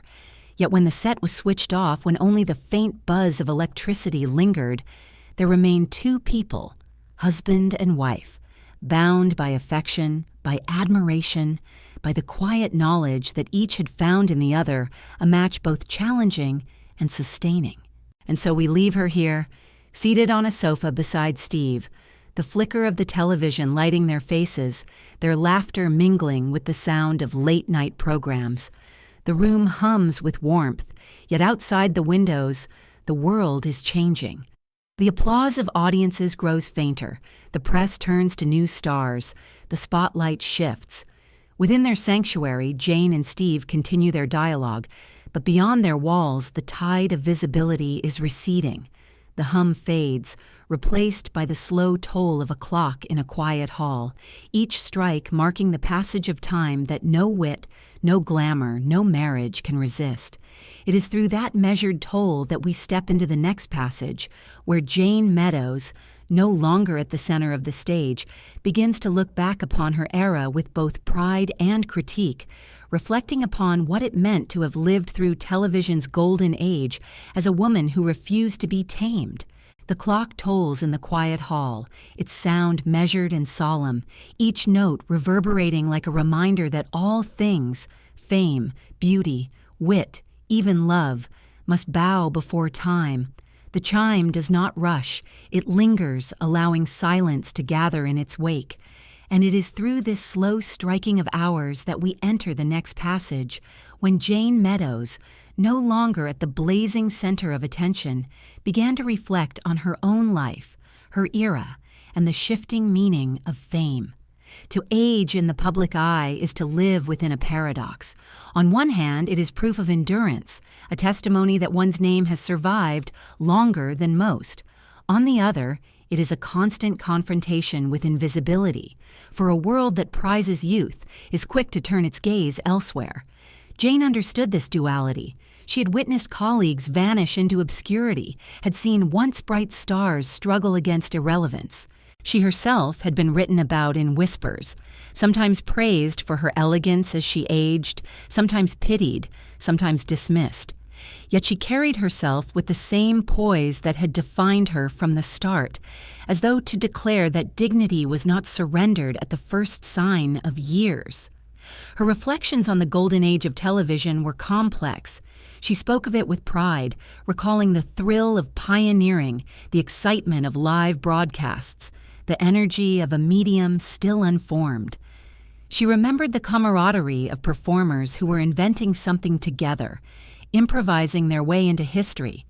Yet she also critiqued the era, recognizing how restrictive it had been for women, how narrow the roles, how harsh the judgments. She had lived through it not as a passive ornament, but as an active participant, and she knew better than most the contradictions that had shaped it. In later interviews, she often spoke with candor about these contradictions. She acknowledged that her wit and boldness had unsettled people, that she had paid a price for refusing silence, but she did not regret it. If anything, she took pride in having defied expectations, in having lived as herself, rather than as a version molded by others. "I never wanted to be quiet," she once remarked, and the statement carried the weight of an entire career spent pushing against the demand for compliance. Aging did not dim her style. She continued to dress elegantly, to wear jewels that caught the light, to present herself as one who belonged always in the public gaze. Some may have seen this as vanity, but for Jayne it was more than that. It was defiance, a refusal to be erased, a statement that age did not make her invisible. If the world would not grant her the same grace it gave to men, then she would take it for herself, carrying her glamour into every season of her life. Yet even in this defiance, there was vulnerability. The mirror reflected not only elegance but change, and Jayne could not be blind to the lines that deepened, the vitality that shifted. She bore it with grace, but grace does not erase sorrow. To have once been adored for beauty is to feel its fading as a loss, even when one knows that beauty was never the full measure of worth. Did she mourn this loss in private moments? Did she stand before her mirror, hearing the clock toll, and wonder how much longer the world would remember? These questions linger, unanswered, but they humanize the woman who seemed so unshakable. The shifting of fame brought also a shift in identity. No longer defined solely by her roles, Jayne began to embrace the place of memory keeper, the witness to an era gone by. She appeared at events celebrating the history of television, honoring its pioneers, reminding audiences of the early days when screens still flickered uncertainly. In these appearances, she was both participant and relic, celebrated for her presence, yet also framed as part of the past. This dual role was both honor and burden, for to be remembered as history is to admit that one's prime belongs to yesterday.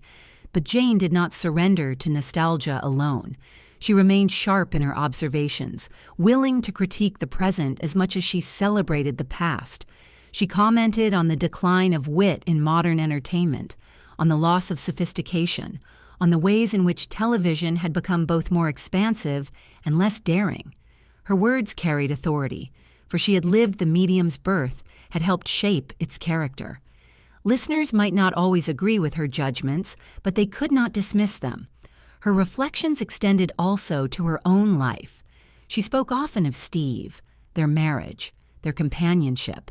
After his death, she carried his memory with devotion, referring to him as though he were still present, still part of her days. This fidelity gave her reflections a bittersweet quality. She was proud of what they had shared, yet she felt the absence deeply, and her words often trembled with the weight of loss. Time had taken much, youth, fame, husband, but it had not taken her will to speak, her ability to remember, her refusal to fade quietly. What does it mean to grow old while carrying the image of oneself as eternally glamorous, eternally sharp? For some, it leads to despair, a clinging to the impossible. For Jayne, it seems to have led to acceptance, though not without struggle. She accepted change, but did not surrender defiance. She knew that time would win, but she also knew that dignity need not be forfeited. She continued to wear her armor of elegance, to speak with wit, to claim space. If the world saw her as a remnant of the past, she insisted on being a remnant that gleamed. And so we leave her here, standing in a hall where the clock continues its measured toll. She listens to it with calm eyes, acknowledging its truth, yet refusing to bow in sorrow.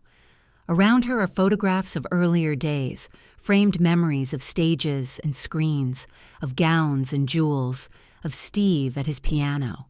She touches them gently, as though reminding herself that the past is not gone, but carried forward. The clock strikes again, and she lifts her chin, prepared to face the hours that remain.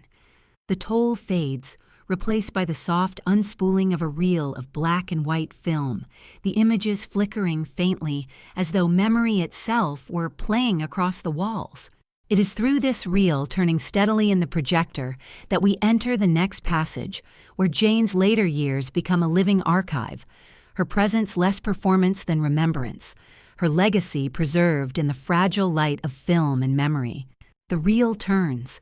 The black and white images flicker across the wall, shadows dancing like fragments of a dream half remembered.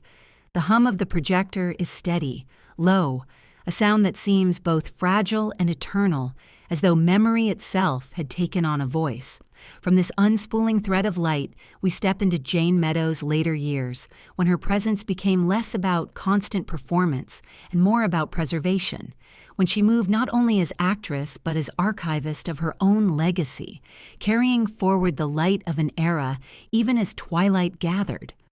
By the 1980s and 1990s, the stage of television had transformed beyond recognition. The intimacy of the Golden Age, with its small casts and simple sets, had given way to sprawling productions, countless channels, new formats, younger stars. The glow that once centered on Jayne now shifted elsewhere, but she did not vanish. Instead, she reappeared in selective roles, guest appearances, and documentaries that celebrated the history she had lived through. Her performances in these years carried a different weight, no longer attempts to climb higher, but gestures of endurance, reminders that her presence had not faded. One such moment came when she appeared in films or television projects that introduced her to new generations. Audiences who had not known her from the early days now saw her as a figure of elegance, a woman whose sharpness had mellowed into grace but had not dulled. She played mothers, society women, characters who carried dignity, roles that mirrored her own life. These appearances were brief, but they glimmered with resonance, as though each was both performance and reflection. Beyond the stage and screen, Jayne also took on the role of storyteller. She gave interviews where she spoke candidly of the past, recalling the excitement of the early days of television, the challenges of Hollywood, the joys and sorrows of her career. These interviews became, in their way, part of her legacy, offering younger generations a glimpse into the spirit of a woman who had walked through decades of change without surrendering her essence. Her words carried both pride and critique. Pride in what had been accomplished, critique of what had been lost or misunderstood. She also turned to writing, contributing to memoirs and reflections that sought to preserve not only her own story, but the story of her marriage, her era, her world. In these writings, one senses both affection and candor. She spoke warmly of Steve, of their life together, yet she also acknowledged the strains, the challenges, the realities of sustaining a marriage in the glare of fame. To read her words is to hear the voice of someone who had lived fully and who refused to reduce her life to a polished fable. Her later appearances on talk shows carried a similar tone. Audiences welcomed her as a living link to the Golden Age, delighted to hear her wit still sharp, her style still impeccable. She sat beside younger hosts, often half her age, and still commanded the room with the ease of someone who had spent a lifetime in the spotlight. But beneath the sparkle was a quieter undercurrent. She was no longer competing for roles, no longer carrying the burden of constant relevance. Instead, she was curating her image, shaping the way she would be remembered, ensuring that her presence would not be forgotten when the final curtain fell. In these years, she also embraced her role as Steve Allen's widow, preserving his legacy alongside her own. She attended events in his honor, spoke of him with devotion, reminded audiences of his innovations and his humor. In doing so, she intertwined their stories so fully that memory of one inevitably evoked the other. For Jayne, this was not erasure of herself, but continuation, a way of extending their dialogue beyond the grave. She became both performer and historian, both widow and independent figure, a paradox she carried with grace. But aging carries its inevitable shadows. The body, once poised and radiant, begins to falter. Jayne faced illness, fatigue, the gradual narrowing of horizons.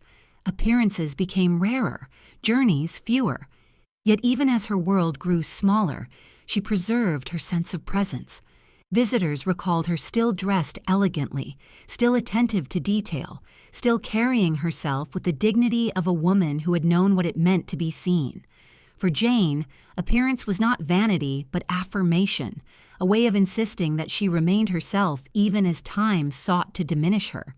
What does it mean to live as a relic of one's own past? To be celebrated not for what one does now, but for what one once was? For some, it is bitter. For Jayne, it seems to have been accepted with calm. She recognized her role as witness, as symbol, as keeper of memory, and she embraced it, not with resentment but with pride. She had lived fully, had defied expectations, had carved out a place for herself in a world that had tried to tame her. To be remembered was enough, and so we leave her here, seated in a quiet room as a reel of black and white film flickers on the wall, the images of her younger self shimmering in shadows. She watches with calm eyes, recognizing the woman she once was, admiring her own defiance, forgiving her own doubts. The reel turns on steady until at last it unspools, the images fading into silence. The hum ceases, leaving only the sound of emptiness. From that silence emerges the slow toll of another clock, not grand this time, but domestic, the steady rhythm of time passing in her own home. It is through that sound, intimate and inexorable, that we enter the next passage, where Jayne's later life becomes less about performance and more about the private companionship of memory, about family, home, and the quiet dignity of a woman who had once stood before millions and now stood with herself. The domestic clock ticks in its steady rhythm, softer than the tolling of grand cathedral bells, yet no less inexorable. Each measured beat falls into the silence of a quiet home, marking not the hours of performance, but the passing of ordinary days. That rhythm, patient and unhurried, carries us forward into the late years of Jayne Meadows' life, when the stage had grown smaller, the applause had grown fainter, and companionship, memory, and family became her truest audience. By now, the world knew her less as the sharp-tongued actress or the glamorous panelist, and more as the widow of Steve Allen, as the elder stateswoman of a vanished age, as a woman who carried decades of history in her voice. Yet within her home, beyond the gaze of the public, she was also mother, grandmother, companion, and custodian of memories too personal to be shared on any stage. The rhythm of her days was quieter, though never entirely still. Visitors recalled her as welcoming, her wit still flickering, her elegance still intact even when her body began to tire. She remained Jayne, never surrendering the identity she had shaped with such effort, but she also softened into the roles that time had prepared for her. Her marriage to Steve, though ended by his death, continued in memory. She spoke often of him, as though his absence were only physical, as though he still sat at the piano in the next room, improvising melodies that spilled into laughter. For nearly half a century they had shared a life lived both publicly and privately, and in his absence she became his voice as well as her own. She attended events in his honor, lent her presence to celebrations of his legacy, reminded audiences of the man she had loved. In doing so, she intertwined her name with his even more tightly, ensuring that neither would be forgotten without the other. But Jayne was not only widow, she was matriarch. Her children and grandchildren saw in her not merely the star of screens past, but the anchor of their family. She passed down stories, lessons, memories, weaving the fabric of heritage as carefully as she once selected her gowns. In these moments, free of cameras, she was able to show tenderness unguarded, to laugh without performance, to love without fear of judgment.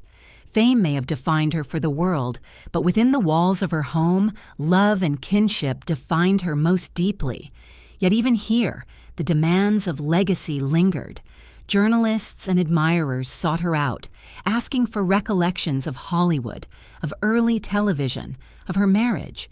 She obliged with grace, yet behind the composure, there must have been weariness. To be forever asked to speak of the past is to be reminded constantly that one's present is of less interest. Did she feel diminished by this, or did she find comfort in knowing she was remembered at all? Perhaps both, for memory is both gift and burden. The quiet rhythm of these years was marked by rituals, morning light spilling across polished furniture, afternoons spent in conversation, evenings punctuated by the glow of a lamp and the turning of pages. Jayne never allowed herself to slip into neglect. Even in age, she dressed with care, styled her hair, wore the adornments that had long been her armor. To those who visited, she appeared as she always had, elegant, composed, dignified. In this, she declared that identity is not surrendered with time, that the essence of who one is can endure even as the body changes. But the clock ticked on, reminding her, as it reminds us all, that every life moves toward stillness. Friends and contemporaries passed away, leaving her as one of the last witnesses to a vanished world. She carried their memories, speaking their names, recalling their laughter. This loneliness of survival is both honor and sorrow. To outlive one's generation is to bear the weight of remembering alone. Jayne bore it with resilience, but in her eyes there must have been moments of quiet ache, the knowledge that her companions were gone. Still, she remained present, even when the world seemed to turn toward others. She gave interviews well into her later years, her wit still sharp, her voice still steady. She did not retreat into bitterness, but continued to speak, to appear, to remind others of her place in history.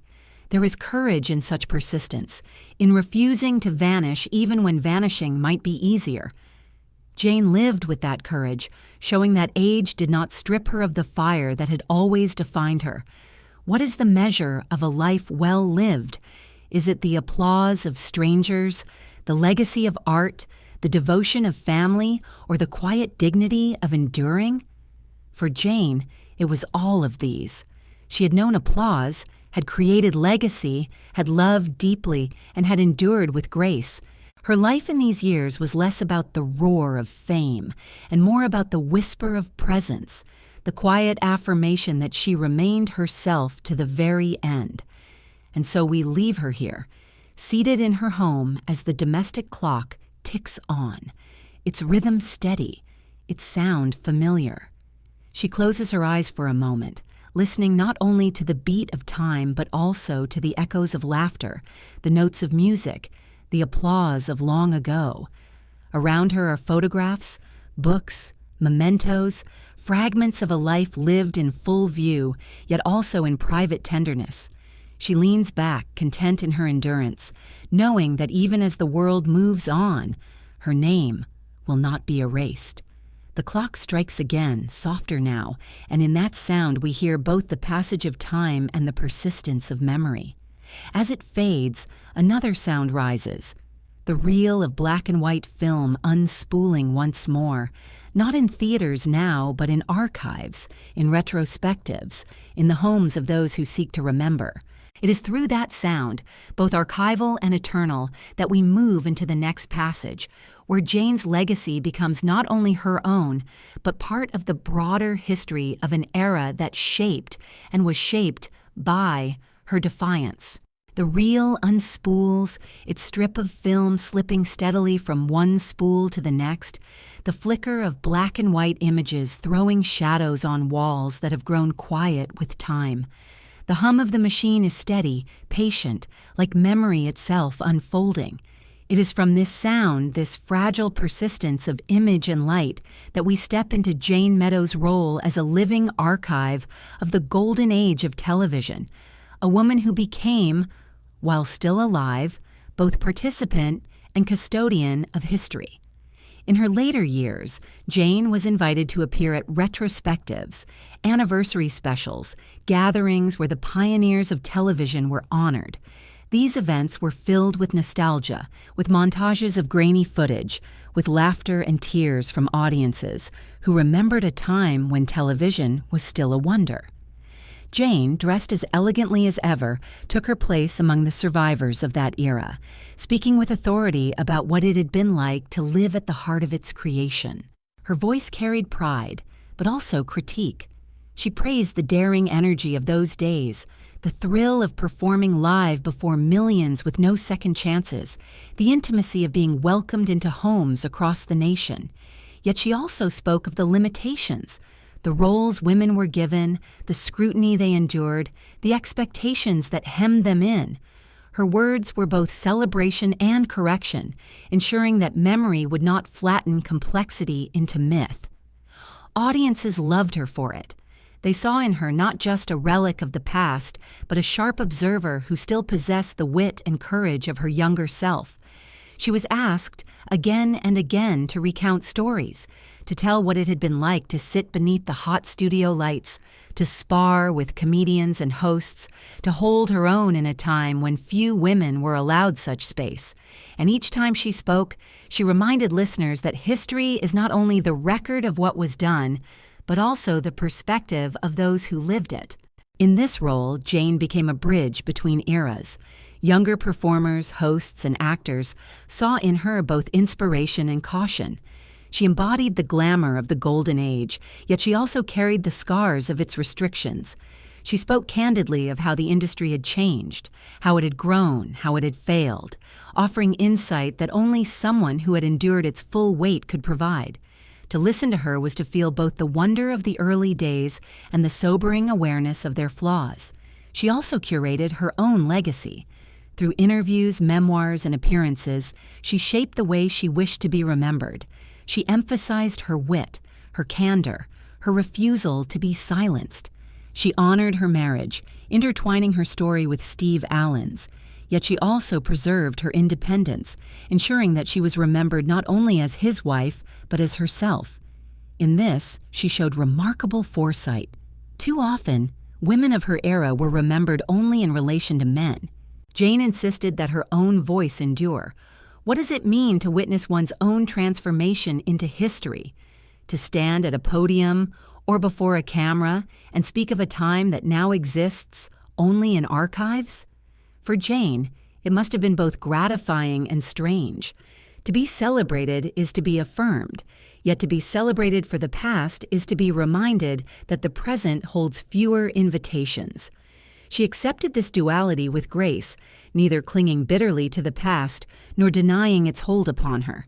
She walked among memories as one who both belonged to them and had outlived them. Her reflections carried a sharpness that kept them alive. She resisted the temptation to reduce the past to pure nostalgia. She remembered its struggles, its injustices, its hypocrisies.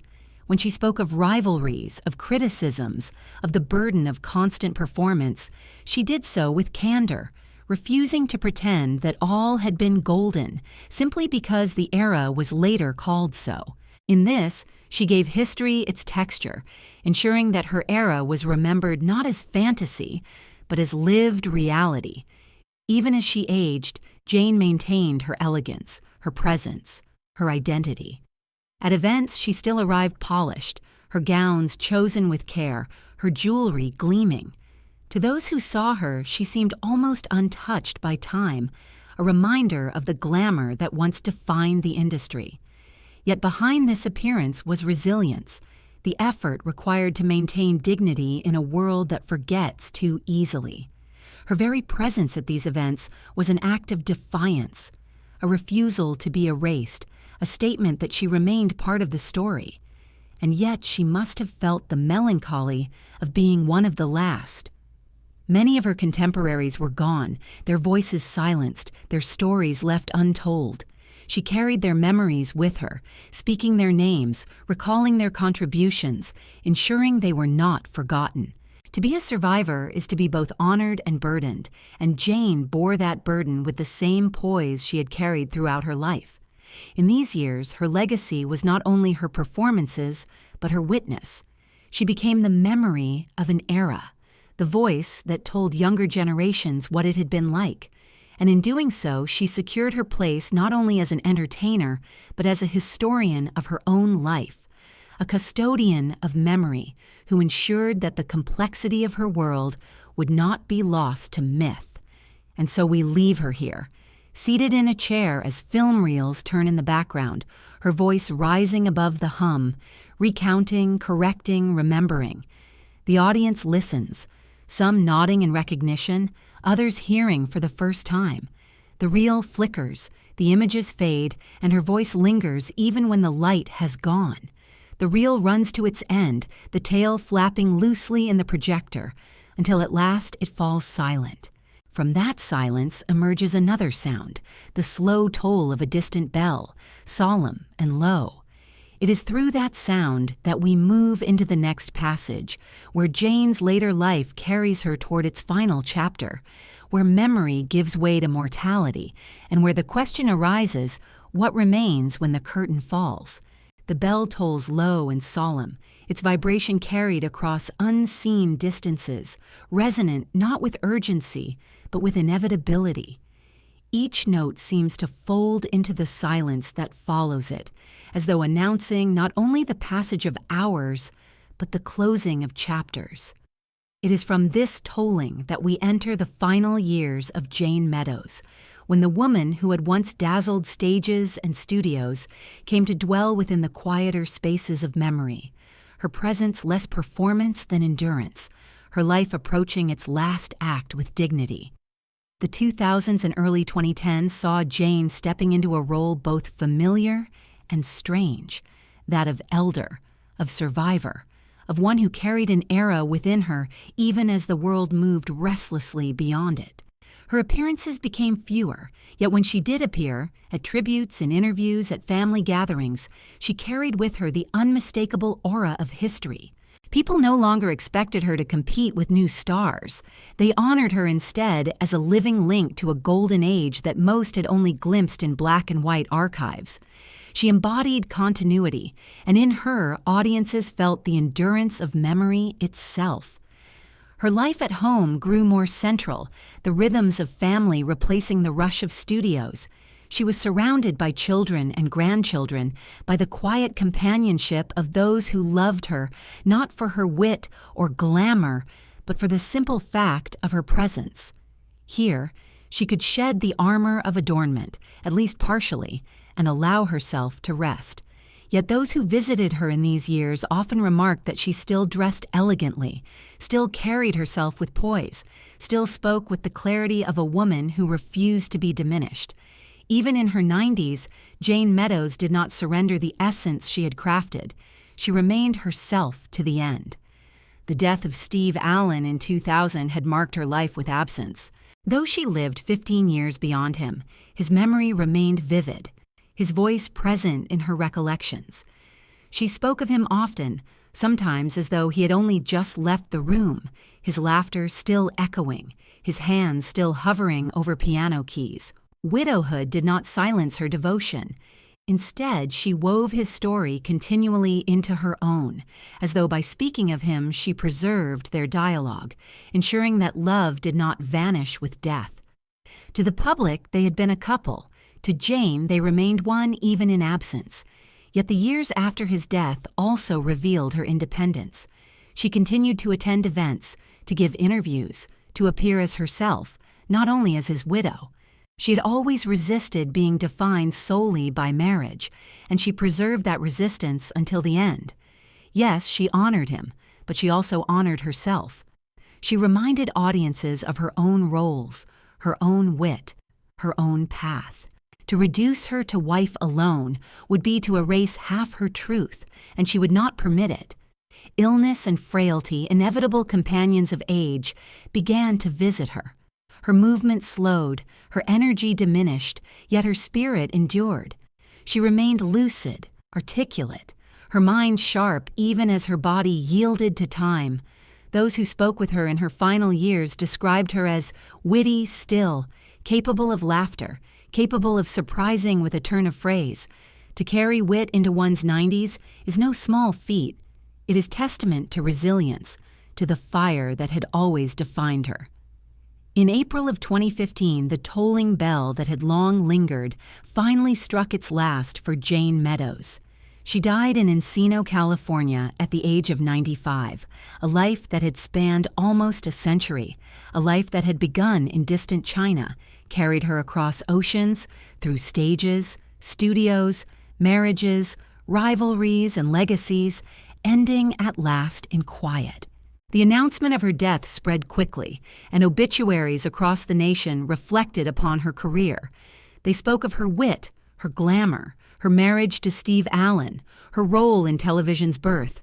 They noted her presence on screen, her defiance of expectation, her endurance.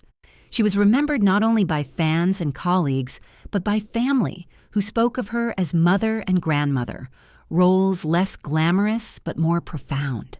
To them, she was not merely the woman the world had watched, but the woman who had loved, who had taught, who had endured beside them. This private memory, softer and more intimate, ran alongside the public memory of Jayne Meadows, the star. Both were true, both essential. The tributes revealed the complexity of her legacy. Some remembered her sharpness with awe, others with ambivalence. Some praised her glamour, others her candor.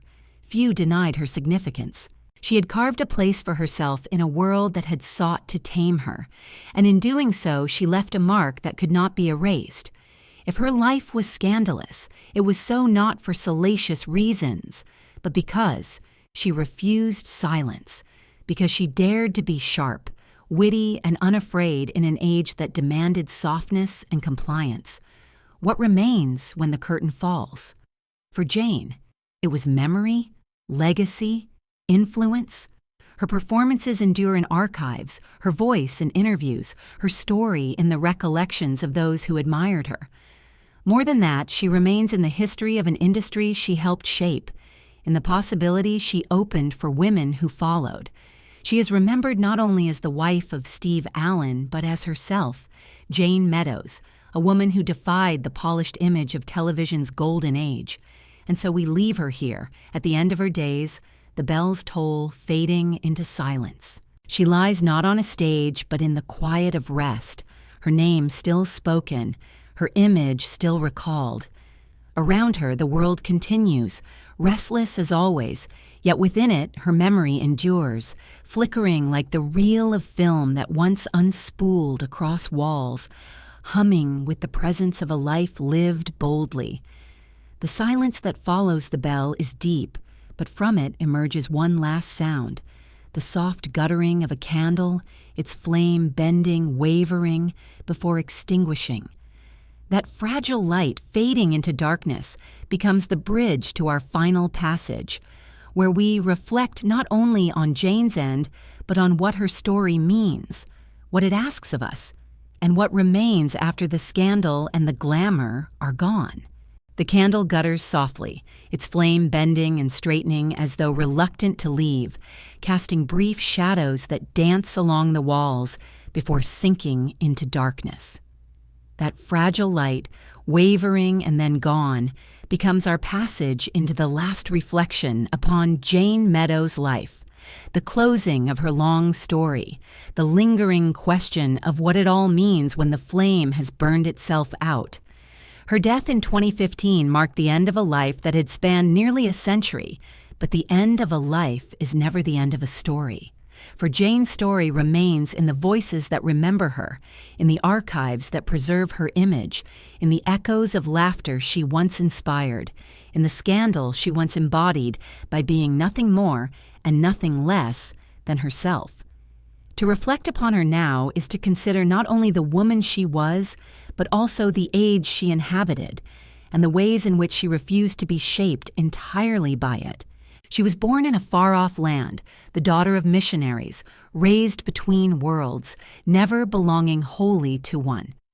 That early dislocation gave her a vantage point others lacked. She entered America not as one who assumed its norms, but as one who observed them, questioned them, resisted them. From childhood, she carried within her the duality of belonging and apartness, and it shaped the woman who would later stand beneath studio lights, refusing to soften herself into compliance. Perhaps the scandal of Jayne Meadows was seated there, in the awareness that identity can never be fully dictated by others.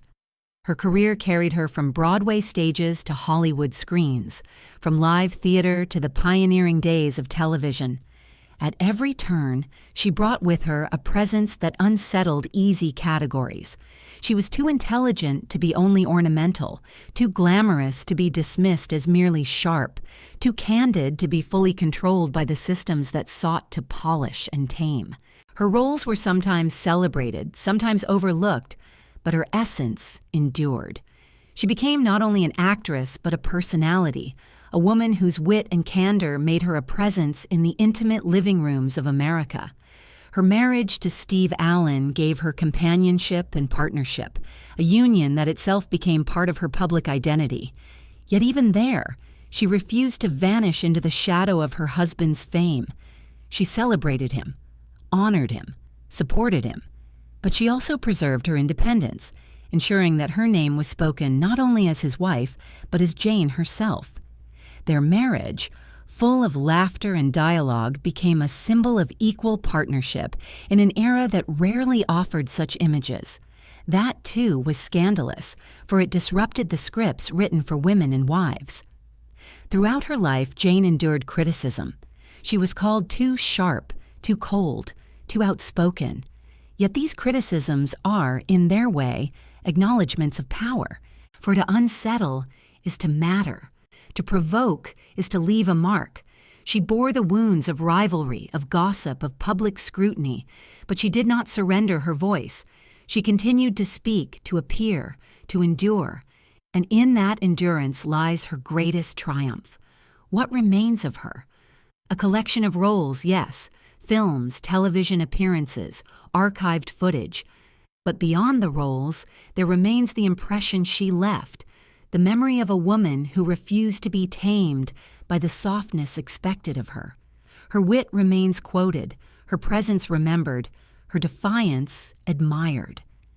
Younger generations who encounter her image, her voice, her story, may find in her a model of what it means to live authentically, even within systems that demand conformity.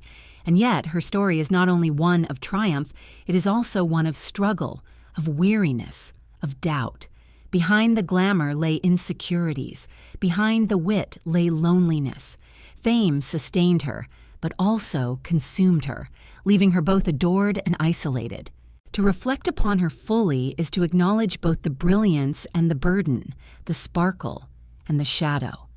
Only then does her life take on its true meaning, not as myth, but as deeply human. As the candle gutters out, we are left with silence. But silence is not emptiness. It is filled with echoes, the laughter of audiences, the applause of theaters, the clicking of cameras, the scratch of pens, the ticking of clocks. All these sounds linger, fragments of a life that touched so many. Jayne Meadows is gone, yet she remains, not in body but in story, not in presence but in memory. And perhaps that is the true scandal of her life, that she defied erasure. She was told to be softer, quieter, prettier, simpler, yet she refused. She was told to fade as she aged, yet she remained. She was told to fit the mold, yet she broke it. In an age that tried to tame her, she remained untamed, and in doing so, she left behind a legacy that outlives both the praise and the criticism. So now, listener, as you drift into rest, let her story linger with you. Think of the woman seated beneath studio lights, her eyes gleaming with wit, her smile sharp as it was warm, her presence unyielding. Think of the journey from distant China to Hollywood studios, from Broadway stages to family living rooms, from scandal to memory.